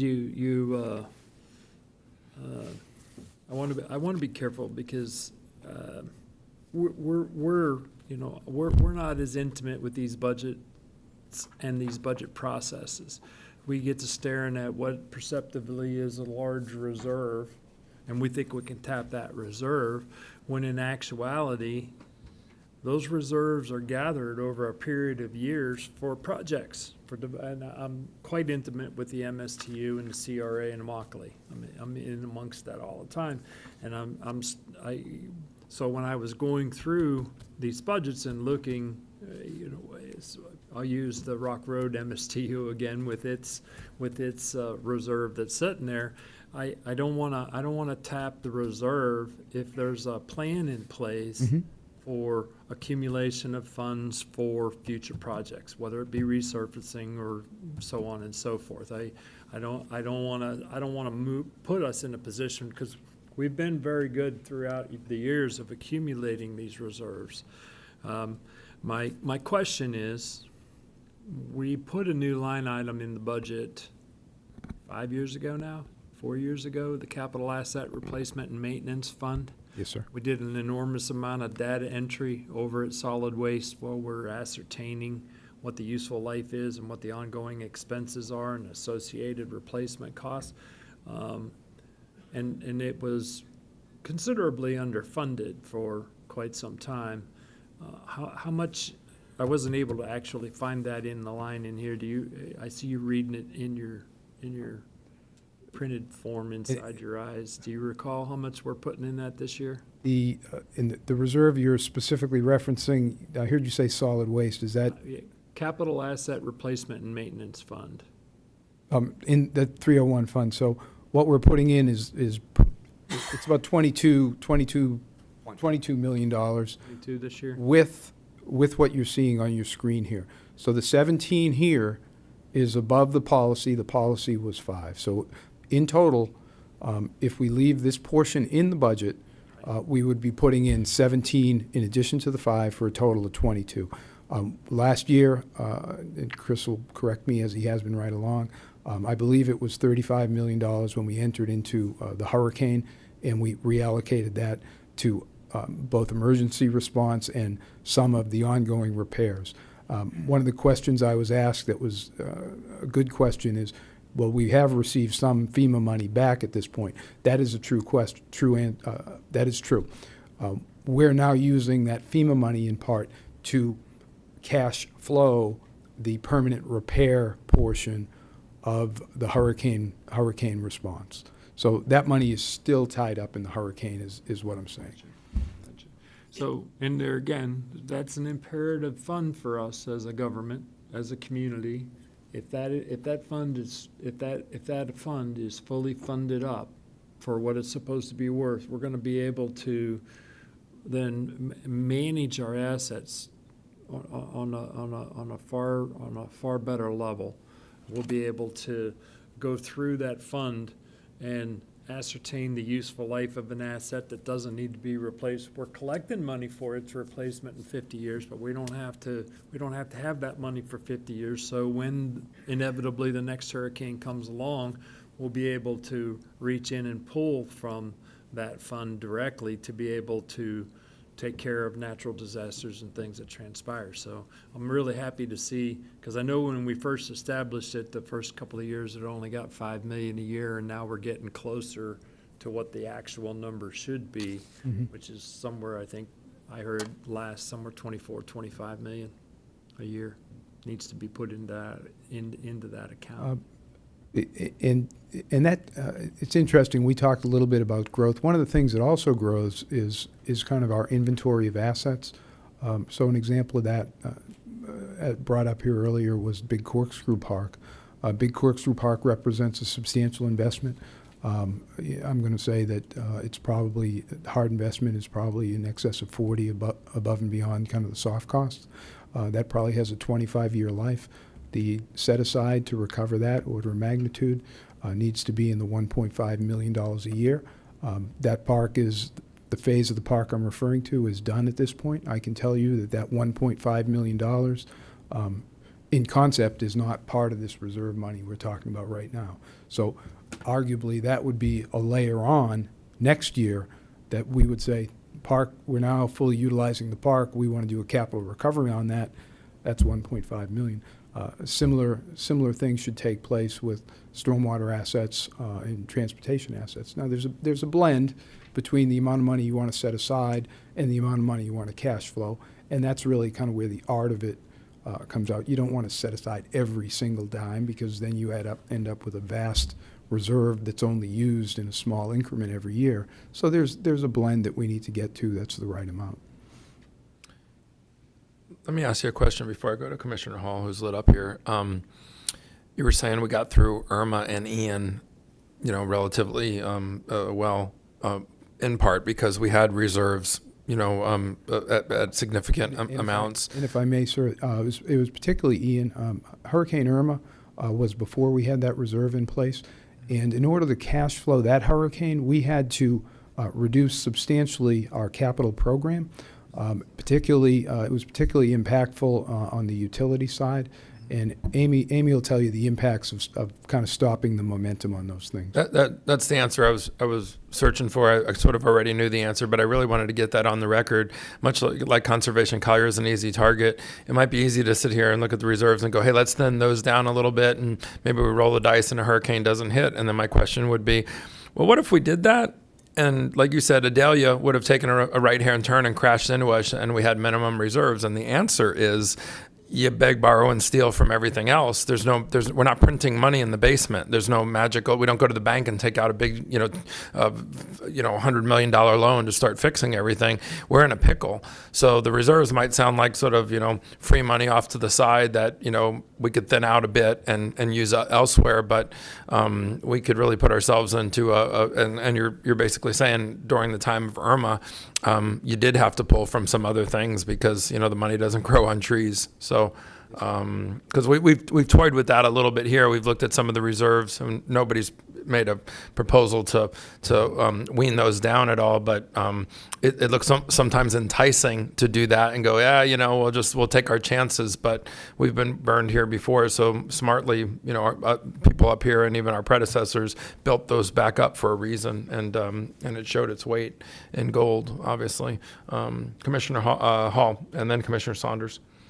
I totally concur. Reserves are just wise business. But I do have a question for you. If we could get you another $500 million, what would you do with it? $500 million? $500 million. You got 500 on top of this budget. What would you do with it? I'm looking at Ms. Patterson, and I think she is raring to answer that question. Median beautification. You'll see the AUIR later in the year. And so my answer would have to be that we would dedicate more money to transportation and stormwater, where you're going to be facing substantial shortfalls. Even with all of the money that we've placed in both of those programs, we have a growing county, and we have aging infrastructure. And so Trinity is going to tell you when we get to the AUIR time what her 5-year program and her 10-year program looks like. And I'll tell you that even with the $60 million that the board helped us with several years ago for stormwater, it's just the tip of the iceberg in the need of stormwater. So as much as I'd like to say beautification and things like that, it is infrastructure, infrastructure, and infrastructure. Commissioner Cole.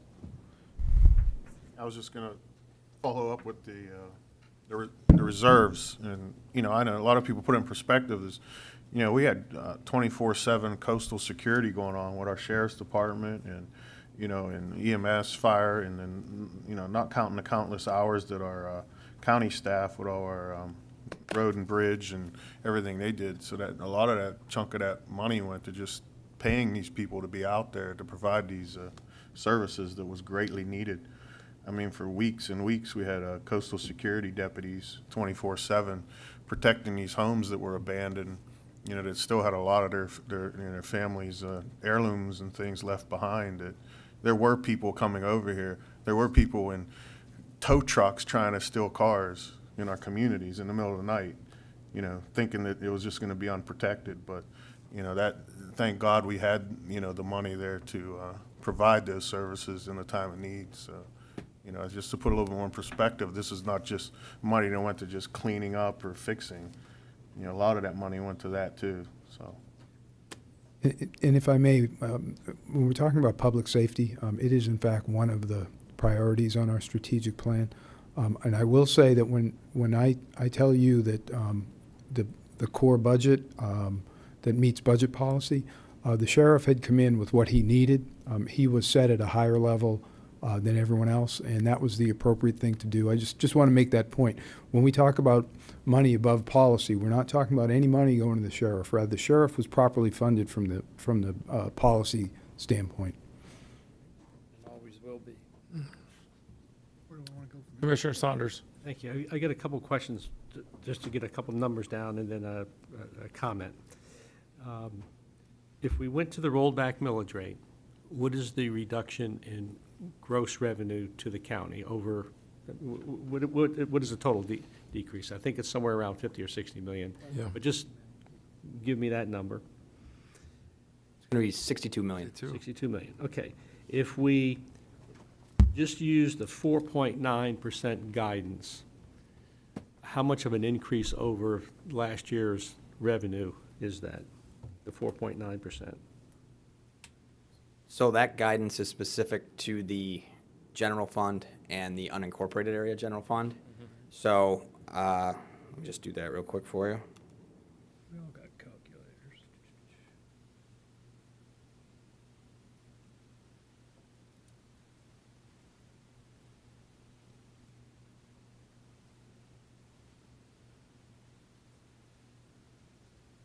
About 35 million. 35 million, okay. And then if we kept the millage rate steady, how much of an increase is that over last year's budget?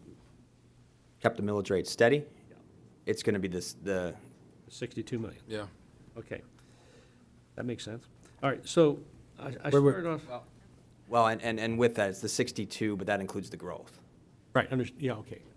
That includes the what? I'm sorry? The growth, the increase for growth. Okay. All right, so over and above the guidance, we're talking about 27 million more than what the initial guidance was. So I'm going to kind of make a suggestion, and I said this at the beginning, maybe we can give the staff some guidance tonight, not set it in stone, have them come back at our board meeting on Tuesday with what the impacts are of that, which means Mr. Finn's going to have to work 80 hours this weekend instead of the 60 hours he normally works on a weekend. It's always a pleasure, sir. Thank you.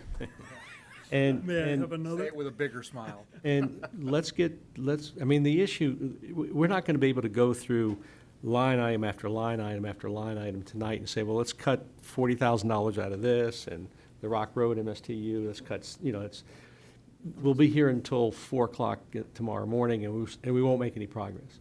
So we've had 4 commissioners that have signed a pledge. Commissioner LaCastro doesn't look at that as keeping us from going keeping the millage rate steady, but still, we have 3 commissioners that are desirous of rolling the millage rate back. And I start off by saying, if there's a motion and a second, that's going to pass. I don't know that they've said that, though. If I missed something, I mean, I think we've had healthy discussion here, but I haven't heard 3 commissioners say or lean towards. I mean, I can't speak for them. I'm not in their heads, but I mean, the only thing I've stated is I feel like if we voted right now if I voted on staying millage neutral, and it did bring more money because property values have gone up, I feel like I'm meeting my pledge of not raising taxes. I know Keith will disagree with me, but I would sleep fine tonight feeling like I didn't increase the millage rate. If I did something even better than that and rolled back a little bit, or we cut conservation Collier, all the better.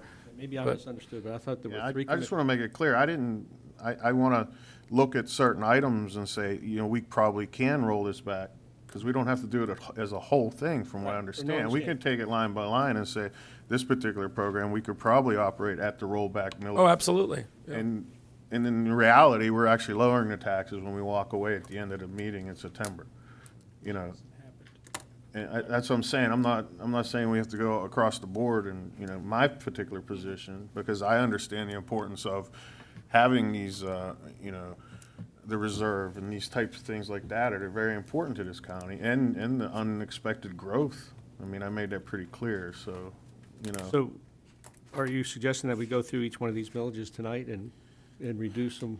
I mean, Well, I could just say I would really like staff to look at conservation Collier, just to start. I know it's a low-hanging fruit, but once again, I don't think it changes anything else on this list if we lower that particular millage rate. I agree. Yeah, and then look at, like Commissioner McDaniel said, our Rock Road, certain ones that they can look at over the weekend and say, we could probably roll this back to a millage rate, and we put it on the table, and we stand here and vote as grown men. All right, well, I was trying to keep it a little simple, but maybe I'll sit back and listen on how we're going to do that. How do you feel about having an agenda item next week at our board meeting and talk specifically, and maybe for my brain anyway, come up with actual, I mean, Commissioner Hall suggested taking conservation Collier to 0. I suggested a $5 million revenue reduction in the unincorporated area. Those all translate to percentages to the ad valorem, but with those as suggestions tonight, actually having an agenda item next Tuesday to allow staff the chance to digest and us to discuss it. Well, that's kind of what I was getting at, but I was trying to keep it simple in the sense that we've got 3 commissioners that have talked about reducing some millage rates here. I think all 5 of us would agree that some millage rates need. Yeah, So why don't we see if there's a motion to roll the millage rate back some portion overall, and then have staff come back on Tuesday and tell us where their recommendations are to cut. Because. Second. Okay, well, hang on a second, because, Commissioner Hall, I think, started off by saying any tax increase is a tax increase and you're not going to support it, but you've kind of come off that and said, well, maybe this is something we can work out year after year. We don't have to go to the rollback millage rate this budget cycle to violate your pledge to reduce taxes. Can I interrupt you? Sure. May I? And I'm not being argumentative, but everyone has a different interpretation about specifically that pledge, and you've brought it up multiple times. We've all signed the pledge.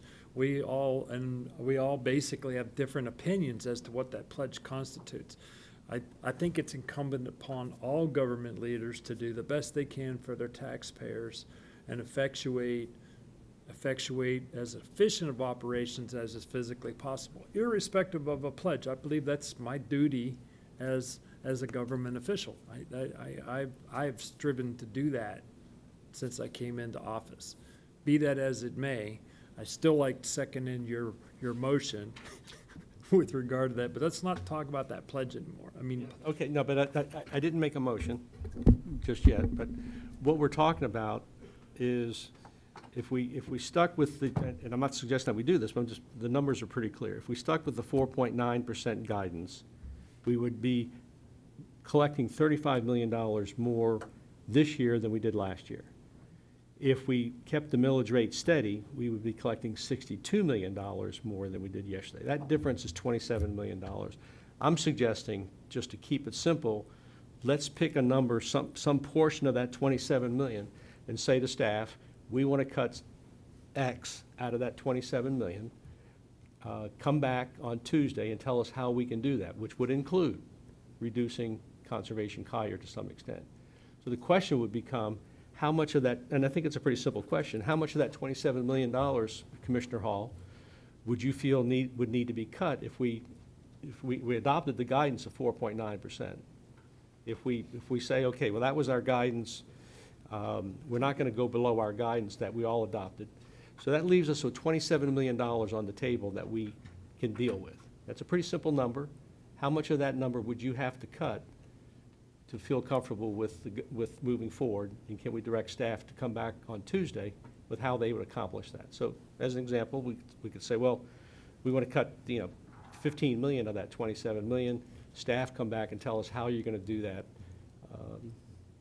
Again, just trying to find a way to simplify this tonight, because we'll be here until midnight trying to go through these different line items. But staff can come back and tell us, well, we'll cut all of it out of conservation Collier, or we'll cut 2/3 of it. But I think we need to kind of hone in on how much of a budget cut do you really need to have to satisfy your, and this is for all three commissioners that have talked about reducing conservation Collier and reducing budgets.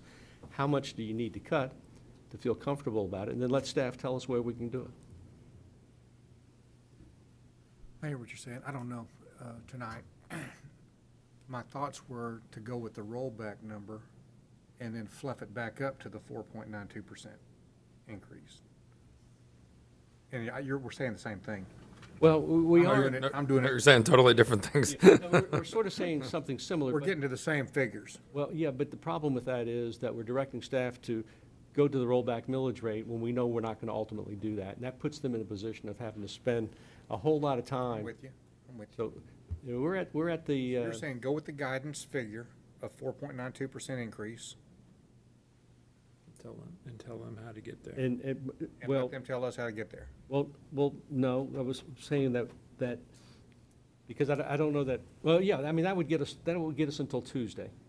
And then we can decide Tuesday whether we want to say, okay, well, that's a $27 million cut from what is in our current budget proposal. It's $27 million. If they can accomplish that without cutting into services and things, well, maybe that's a good result. But on Tuesday, we can say, you did a good job, you got us down to 4.9%, but that's going to leave out some projects and things that we want to fund. And so maybe we increase that a little bit. It gives us the flexibility. And then in the end, when the algorithm was sort of finalized, the millage rate would be somewhere between the proposed millage rate and the rolled back rate. It would be somewhere sort of in the middle of that, right? Exactly. Yeah, yeah. And if I may. I'd love that even more. Yeah. If I may, Mr. Chairman, just on the numbers, we're okay. The margin, the gross margin over policy in the general fund is about 34, and in 111 it's about 7. So that's the gross Yeah, margin. we're just talking just a gross number, because Yeah. again, if we tried to do it by different funds tonight. Right. Go through each. I understand. I just got to. I'll make a motion then. And this is not a motion to set in stone a new millage rate. That's going to be decided at our meeting in 2 weeks.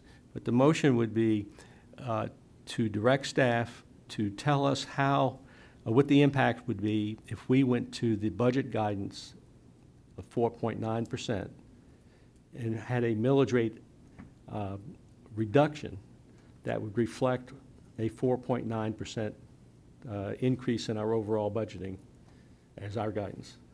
And that's a $27 million figure tonight. And if that doesn't bind us to reducing that number more, but at least it gives staff some guidance to come back and say, well, what is that going to do to us?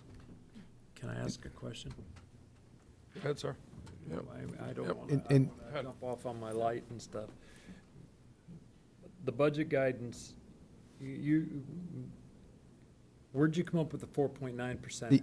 And if I may, I'm so sorry. The budget guidance in terms of taxable value and growth was 4.75%. 4.9 is certainly close, and that was just relative to the tax funds. So the policy generally said tax funds are going to be treated a certain way. It's going to be 4.75 anticipated growth in taxable value. For our revenue-supported funds, they are what has historically been called revenue-centric. So they're allowed to establish their budgets in accordance with that. So we're honing in on just the ad valorem supported funds. Yeah, that's all I was talking about. If it's 4.75%, not 4.9, that would just be a mistake. Right. Puts it to 4.2. And I just have one more little tiny bit of clarification. The other part of the policy, as it involves MSTUs, is the policy was essentially a revenue neutral or rollback unless they had a advisory board that recommended a different number. That was, so they weren't strictly speaking in the same 4.75 policy. They had a little more flexibility when they had advisory boards. Well, I think I'm just trying to hone in on that 4.75% policy that we approved, and staff built a budget around that. And if we go back to that number, the 4.75% increase over rollback, that is I think a $27 million cut somewhere, or plus or minus. And staff can come back and tell us, well, how can they accomplish that? How much of that comes out of conservation, Collier? How much of it comes out of other things? And then we can then at that point say on Tuesday, well, we don't really want to cut some of these programs. Are there others? But that'll give us at least a starting point. Right now, we don't have a starting point. And Ms. Patterson, what do you think? Because we say up here a lot of times, send it back to staff. Well, then that means you are the talking head back to staff, and then you're in the room without us, selling this, explaining it, or So having said that, what's your comment? Because I want to make sure we don't give you a homework assignment that we walk out of here feeling good about, and then you're banging your head against the wall and going, I'll come up with something, as I always do, but I'm not sure we're doing it any better. I think we're doing it different, and we want to do it better. So I want to hear your comments to what Commissioner Saunders is proposing and what we're all sort of gravitating to, because you're the one then that has to sort of sell it, explain it, and bring it back to us. I definitely. Don't say you serve at the pleasure of the board and we'll do whatever you guys do, because we hear that all the time, but we're. I was actually going to say I hate this less than trying to. That's right, you hate it less. Less than trying to pick it apart, $10,000 at a time. I think it'll be an interesting exercise, and I think that it's going to be very revealing for us to provide to you how we get to that number. Of course, it does pain me to look at the list that's up on the viewer now and on your screens to show you the logical places where some of this would hypothetically come from. I will say that some of these things everything on here obviously is on here because we think that it's a good decision and are needed, but on some things where our logical cuts, we're going to be going backwards. So, but I think that's for us to explain to you why. As well as how we might balance that with Conservation Collier and let you see what that looks like. Because, again, for you to make informed decisions, you need to see where the possibilities are. There's no easy magic bullet here at all. I do remember on some of the budget increase proposals that were well over policy. If you peel it back, there were some that were asking for well more over what we had suggested, because they wanted to increase technology or do a bunch of wanted to deliver a better service, but a lot of times we always say, is it a must-have? Is it a nice-to-have? Is it so in some cases there were some things, we weren't in the middle of that discussion then, and I'm not going to pick on anybody that's on this list, but there was a few things where the increases were really nice bells and whistles to add to your office or to your department, but is it really a must-have? And I don't want to over-tighten our belts, because some of the things are nice-to-haves, but they also fall in the must-have category. They're sort of in between, but there was a couple of things that I think, and I guess we'll find out, when you peel it back. But we live in a really nice place, and there's a high expectation for service here. So while They may not be must-have. I think your residents here feel differently. You hear it when they go out to places and things maybe aren't as perfect as they like, or when things are not as new as we would like them to be. It will get to the crux of that and really where our priorities lie. So I think that that's important. It's really, really important to have these conversations. As painful as they are, even for us as staff, we need to understand your priorities as much as you need to understand ours. We're the day-to-day practitioners of all of this, and you're the front line, and you hear from your residents about what they love and hate about all of the things that we do. So it's a good exercise for us to do this for you. Commissioner Saunders. If this motion passes, just to get the discussion going, I would urge you to put this on our webpage, that this is coming up on Tuesday as a walk-on agenda item. Do the press release, do all the things that you would do to let the public know that we're going to be discussing cuts from what's been advertised as our proposed budget, potentially, so that we can get folks to come in and say whether they want this or not. And I will say this to Mr. Flaw, and again, thank you for your comments, and they were well taken. We have almost no one coming to our budget hearings to say they want to cut any of our expenses.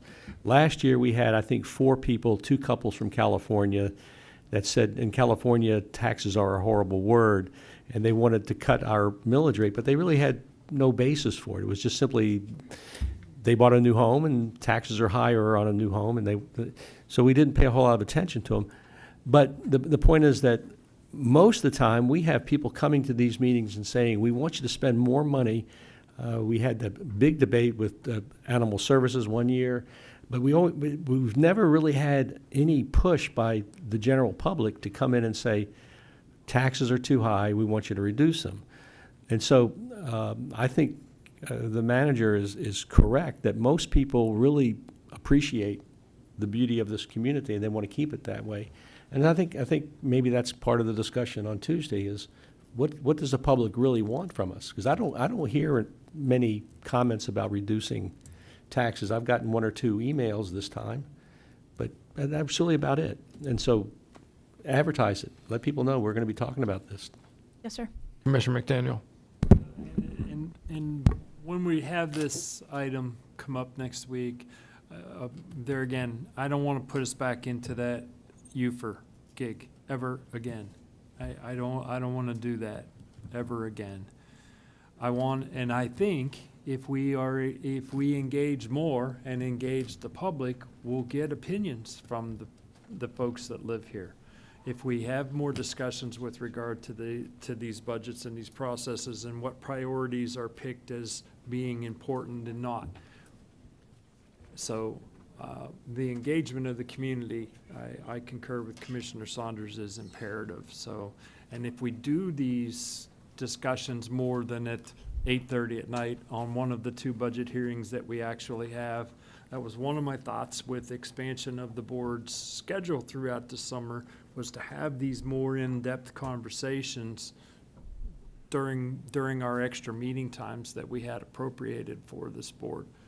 So did you make a motion? I did. 4.75 increase over your revenue over last. Is that what you're talking about? Go back to for just conversation purposes, go back to the guidance. I thought it was 4.9%, but it's 4.7, whatever the number is. And so that leaves us with a delta of $27 million over the steady millage rate Plus minus. versus the guidance, and then that's where that's the number that staff's going to have to start looking at. How do they cut that 27 million? And then we can decide whether we want to maintain that or put some of that back in and raise it from the 4.75% of guidance up to some other number. Let me ask my colleagues a question. I want to go home knowing what your answers are to this. If in the end, the millage rate that we pass is any number less than prior year, it still might be more than the rollback rate, but if it's anything less than prior year, do you feel like we just cut taxes? Commissioner Hall. Do you understand the question? So we don't roll the millage, we don't take the full rolled back millage rate.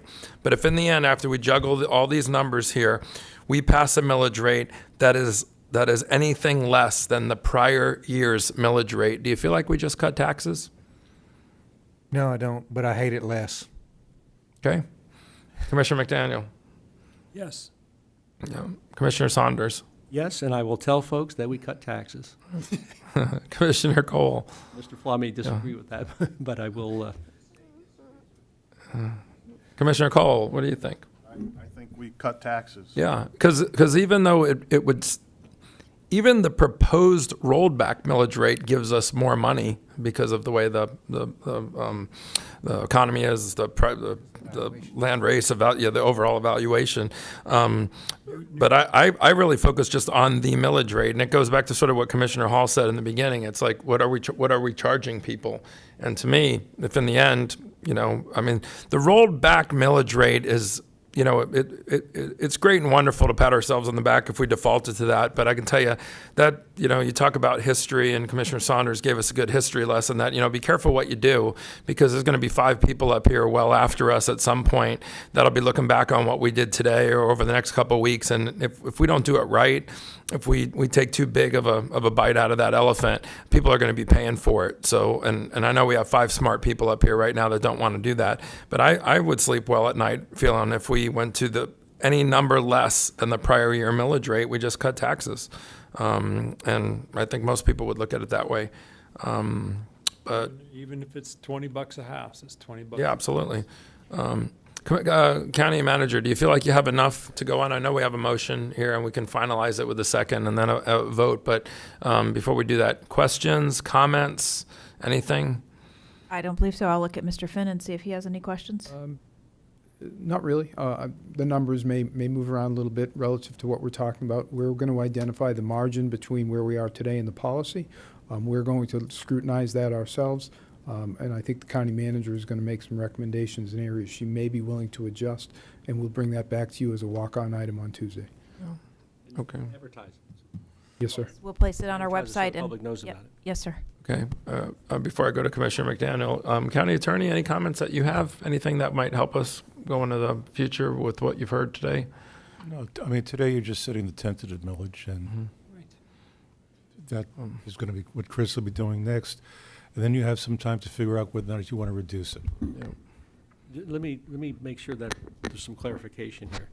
We're not setting a millage rate tonight. No. Lower than the steady millage rate. We're saying just because we may hear back from the public that they don't want us to cut as much as we're talking about. So I don't want it to I misunderstood what you were saying. Today you said we're setting a tentative millage rate. That tentative millage rate is still the steady millage rate until we change it at our next meeting. You're giving guidance that once we run through the math equation, the end result will be some magical millage rate number. And I would expect if you find the cuts that that we're proposing, or you tighten some things or whatnot, the millage rate would be less than the prior year millage rate. It would have to be.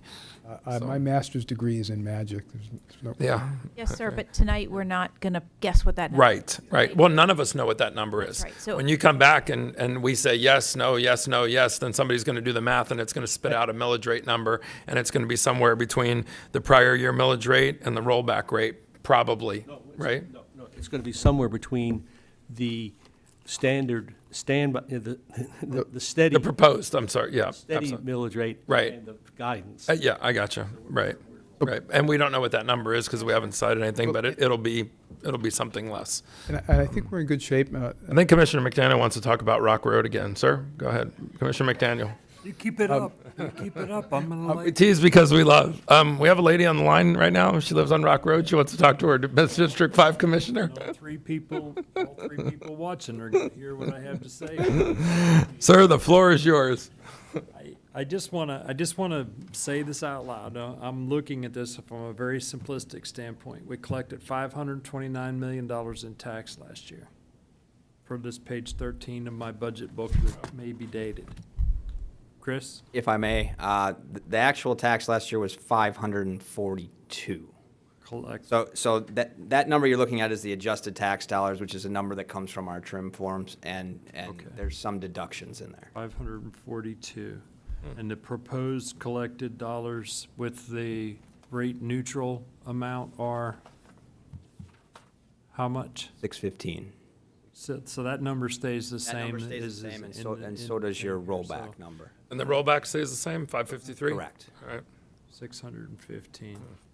I mean, those are really this is the meat right here. Well, and that was where I was trying to get a line on what Commissioner Saunders was discussing, because with the rollback dollar amount, my chart's saying 553 with the rollback rate, which would be an increase over last year's revenue of 11 million. Commissioner, I think we're on a pretty good trajectory right now. We're going to have an opportunity to organize our thoughts completely in terms of numbers. We're going to be able to communicate these things completely to the board on Tuesday, and we'll be prepared to discuss exactly what the board wants to discuss. I understand where you're going with this. I'm just a little hesitant to bang on too many keys right now and start nodding my head and get myself in trouble. Hear me tapping my foot. What's the expression? The toad eating yellow jackets or something? Commissioner Hall.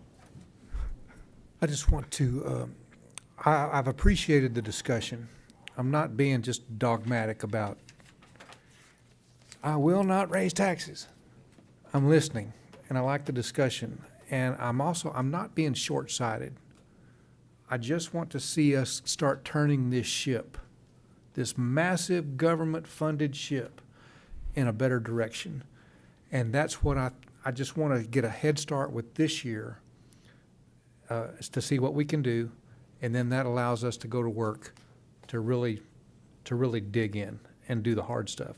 There's going to be some hard decisions made down the line, but I think with this crew, we're well able to make those decisions. So with that, I'll second the motion. Okay, got a motion from Commissioner Saunders, a second from Commissioner Hall. All in favor? Aye. Opposed? Okay, passes unanimously. See you Tuesday. Thank you, sir. If I may, Mr. Chairman, we kind of return to our regularly scheduled program, which would be essentially a reading of those millages. I don't think it's going to take much more than 15 minutes to get through our next steps.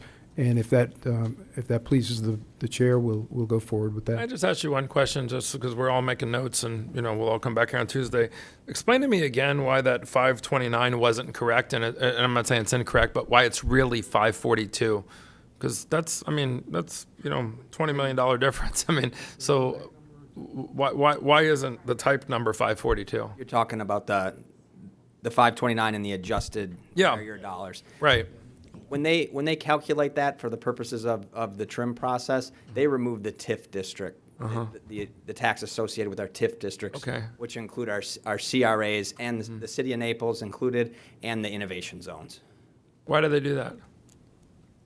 That's a good question. It has to do with the calculation of rollback. What they do is they don't want to. But it makes that number a little bit misleading when we're trying to compare all the columns. And remember, this is put together primarily for trim purposes. We certainly this is kind of a discussion that in my years here we've never had, but maybe being newly sensitized to it, we can be a little more clear with that on a separate on schedule. Tuesday, and like you said, these are working documents, but as we march to Tuesday, we really need things that are down to the last decimal point, because, we are talking, about $20, $30 million here, and if there's something that's sort of hidden or missing, or we didn't pick up on it, there might be money to be had, or we might make a decision we're all happy with, and then, you pop out and tell us, there was an extra $25 million you guys forgot. You actually didn't save, a certain amount of money, so, less working documents and more finality on Tuesday, for sure, would be helpful, I think. I think your advice is spot on. Spot on, yeah, okay. Country simple. Yeah,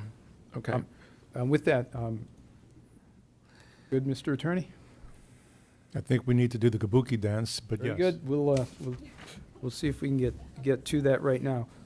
So we're going back to our original program. We're going to go back to item 1D, which is an announcement of the tentative millage rates and percentage changes in property tax rates.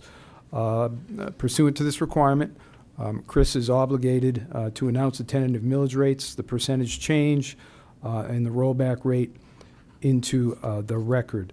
So we're going to refer to tab 1E, it says here.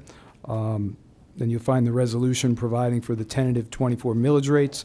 Florida trim statutes required that this be read in. And we have, because we have a change in our financial system, we have actually two fund numbers that constitute the funds at the moment. Chris may be forced to read both of those. So with that, I'll turn it over to Mr. Johnson. Thank you, Mr. Finn. For the record, Christopher Johnson, your Director of Corporate Financial Management Services. And if it's all right with you guys, I'll just go ahead and get started. We'll start off with the general fund. Fund number 001, new number 0001. The proposed millage rate is 3.5645. The rollback millage rate is 3.2043. The percent change from the rolled back rate is 11.42%. Water Pollution Control Fund 114, new fund 1017. The proposed millage rate is 0.0293. The rolled back millage rate is 0.0263. The percent change from the rollback rate is 11.41%. Conservation Collier Fund 172, new fund 1061. The proposed millage rate is 0.2500. The rolled back millage rate is 0.2242. The percent change from the rollback rate is 11.51%. Unincorporated General Fund 111, new fund number 1011. The proposed millage rate is 0.8069. The rolled back millage rate is 0.7280. The percent change from the rollback rate is 10.84%. Golden Gate Community Center Fund 130, new fund 1605. The proposed millage rate is 0.1862. The rollback millage rate is 0.1682. The percent change from the rollback rate is 10.7%. Victoria Park Drainage Fund 134, new fund 1608. The proposed millage rate is 0.3814. The rollback millage rate is 0.3399. The percent change from the rollback rate is 12.21%.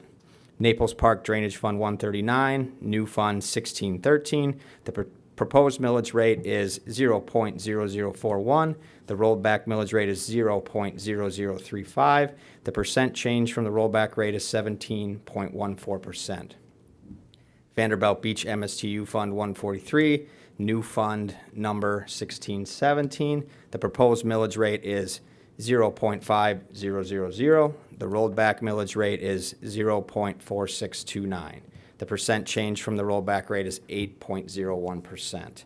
Ochapi Fire Control Fund 146, new fund 1040. The proposed millage rate is 4.0. The rolled back millage rate is 3.5359. Percent change from the rollback rate is 13.13%. Goodland Horse Island Fire MSTU 149. Fund 149, new fund 1041. The proposed millage rate is 1.2760. The rollback millage rate is 1.1058. The percent change from the rollback rate is 15.39%. Sable Road MSTU Fund 151, new fund 1619. The proposed millage rate is 0. The proposed rollback rate is 0. The percent change from millage rate is 0. Lely Golf Estates Beautification MSTU Fund 152, new fund 1620. The proposed millage rate is 2.0000. The rollback millage rate is 1.7722. The percent change from the rollback rate is 12.85%. Golden Gate Parkway Beautification MSTU Fund 153, new fund 1621. The proposed millage rate is 0.5000. The rolled back millage rate is 0.4502. The percent change from the rollback rate is 11.06%. Hawks Ridge Stormwater Pumping MSTU Fund 154, new fund 1622. The proposed millage rate is 0.0318. The rollback millage rate is 0.0282. The percent change from the rollback rate is 12.77%. Radio Road Beautification MSTU 158, new fund 1625.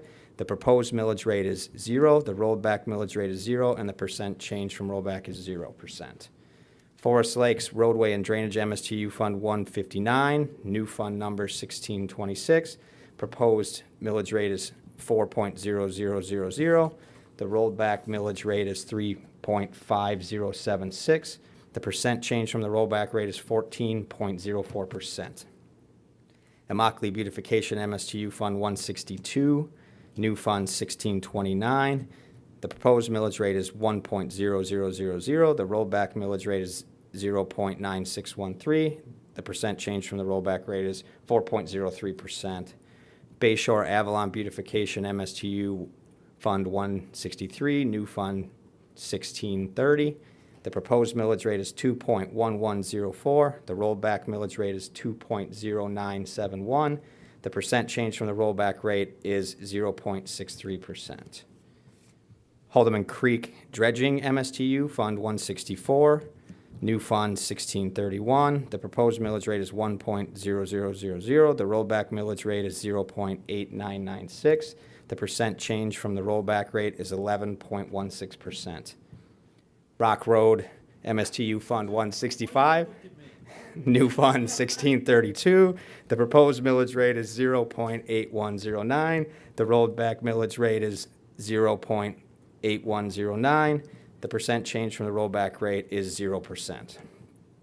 Vanderbilt Waterways MSTU Fund 168, new fund 1635. The proposed millage rate is 0.3000. The rollback millage rate is 0.2719. The percent change from the rollback rate is 10.33%. Forest Lakes Debt Service Fund 259, new fund 2014. The proposed millage rate is 0. The rollback millage rate is 0. The percent change from the millage rate, from the rollback rate, is 0%.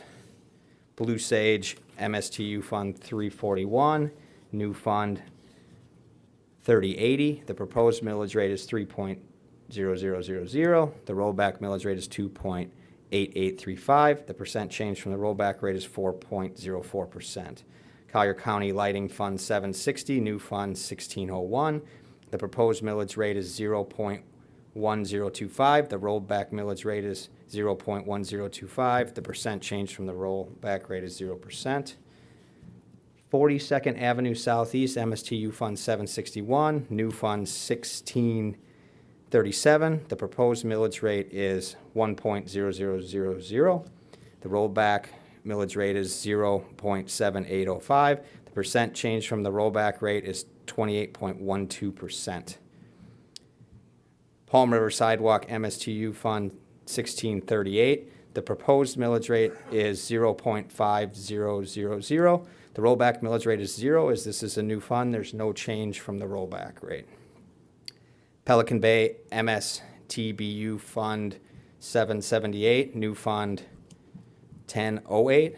The proposed millage rate is 0.0857. The rollback millage rate is 0.0789. The percent change from the rollback rate is 8.62%. The aggregate rate proposed is 4.4397. The rollback aggregate rate is 4.0025. The percent change from the rollback rate is 10.92%. And with that, I'll turn it back over to Mr. Finn. Very nice job, Chris. Thank you so much. Mr. Miller, do we have a caller on the line about Rock Road? We actually have 17, sir. Oh, excellent. That's a good answer. Go ahead, Mr. Finn. And if I may, sir, we'll move to item 1E, which is a resolution to adopt the tentative millage rates. A motion to adopt the tentative millage rates for FY24 is contained within the resolution would be in order at this time. The tentative millage rates can be adopted by a single vote. I'll make the motion for that adoption. Thank you, sir. Okay, a second, but you only need one Thank vote, you. right? Okay. What's next? We have to do it. Okay. If you would, sir, call the vote. Sorry. Okay, I thought you said we only need one vote. So I got a motion from Commissioner McDaniel, a second from me. All in favor? Aye. Opposed? Passes unanimously. Next. Thanks, sir. Item 1F, which is a resolution to adopt the amended tentative budget. That's on tab 1F of your package, budget resolution. Starting on package page 60, you'll find a resolution providing for adoption of the 24 amended tentative budget. Your action on this item will include the changes discussed under agenda item 1B. The amended tentative budget can be adopted by a single majority vote. Have a motion? Second. Okay, I've got motion from me, a second from Commissioner Caldwell. All in favor? Aye. Opposed? Passes unanimously. Item 1G, which is announcement of the final public hearing. Final public hearing on the FY 23-24 Collier County budget will be Thursday, September 21, 2023 at 5:05 p.m. In this building, in this room, Collier County Government Center, W. Harmon Turner Building F, third floor, boardroom, Naples, Florida. With that, sir, that's all we have on our agenda this evening. Okay. Let me just go down the line. Anybody got any comments? Commissioner Cole? Just got one simple question. What's with the 505?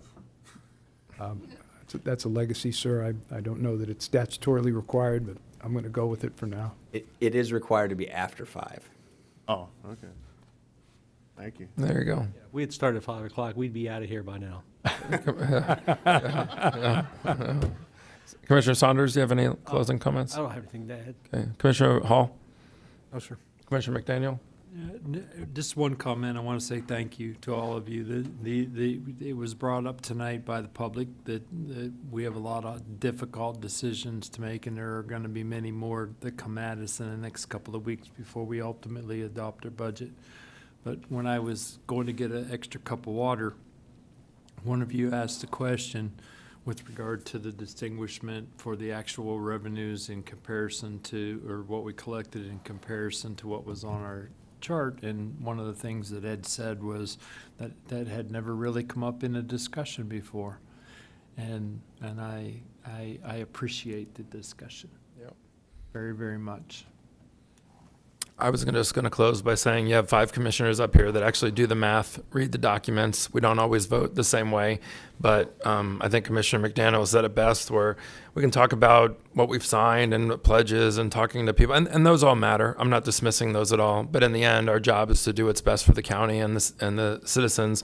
And sometimes a lot of things change. You know, you get a couple of hurricanes that slam into our county, and things change. And you know, we just turned I'll end on this note. Today's September 7th. On September 11th in 2001, nobody could have expected airliners to crash into, 2 skyscrapers in New York City, and the universe changed. And when that happens, sometimes you got to make tough decisions that aren't on paper and aren't on charts. And we've got to make sure we set up this county so that, if we have emergencies, we're covered, that we can pay bills, and that the people that replace us in these seats years from now don't have infrastructure that we allowed to crumble and didn't stay up on because, we wanted to get pats on the back. And I know you got 5 commissioners up here that we're not serving that way. So I think we had really great discussion. And I would just challenge the staff to take what you're about to bring to them and really sharpen some pencils. And let's come in here on Tuesday and not just do something different, but really do something better. And I really feel like that's what we're about to do. Yes, sir. Thank you. But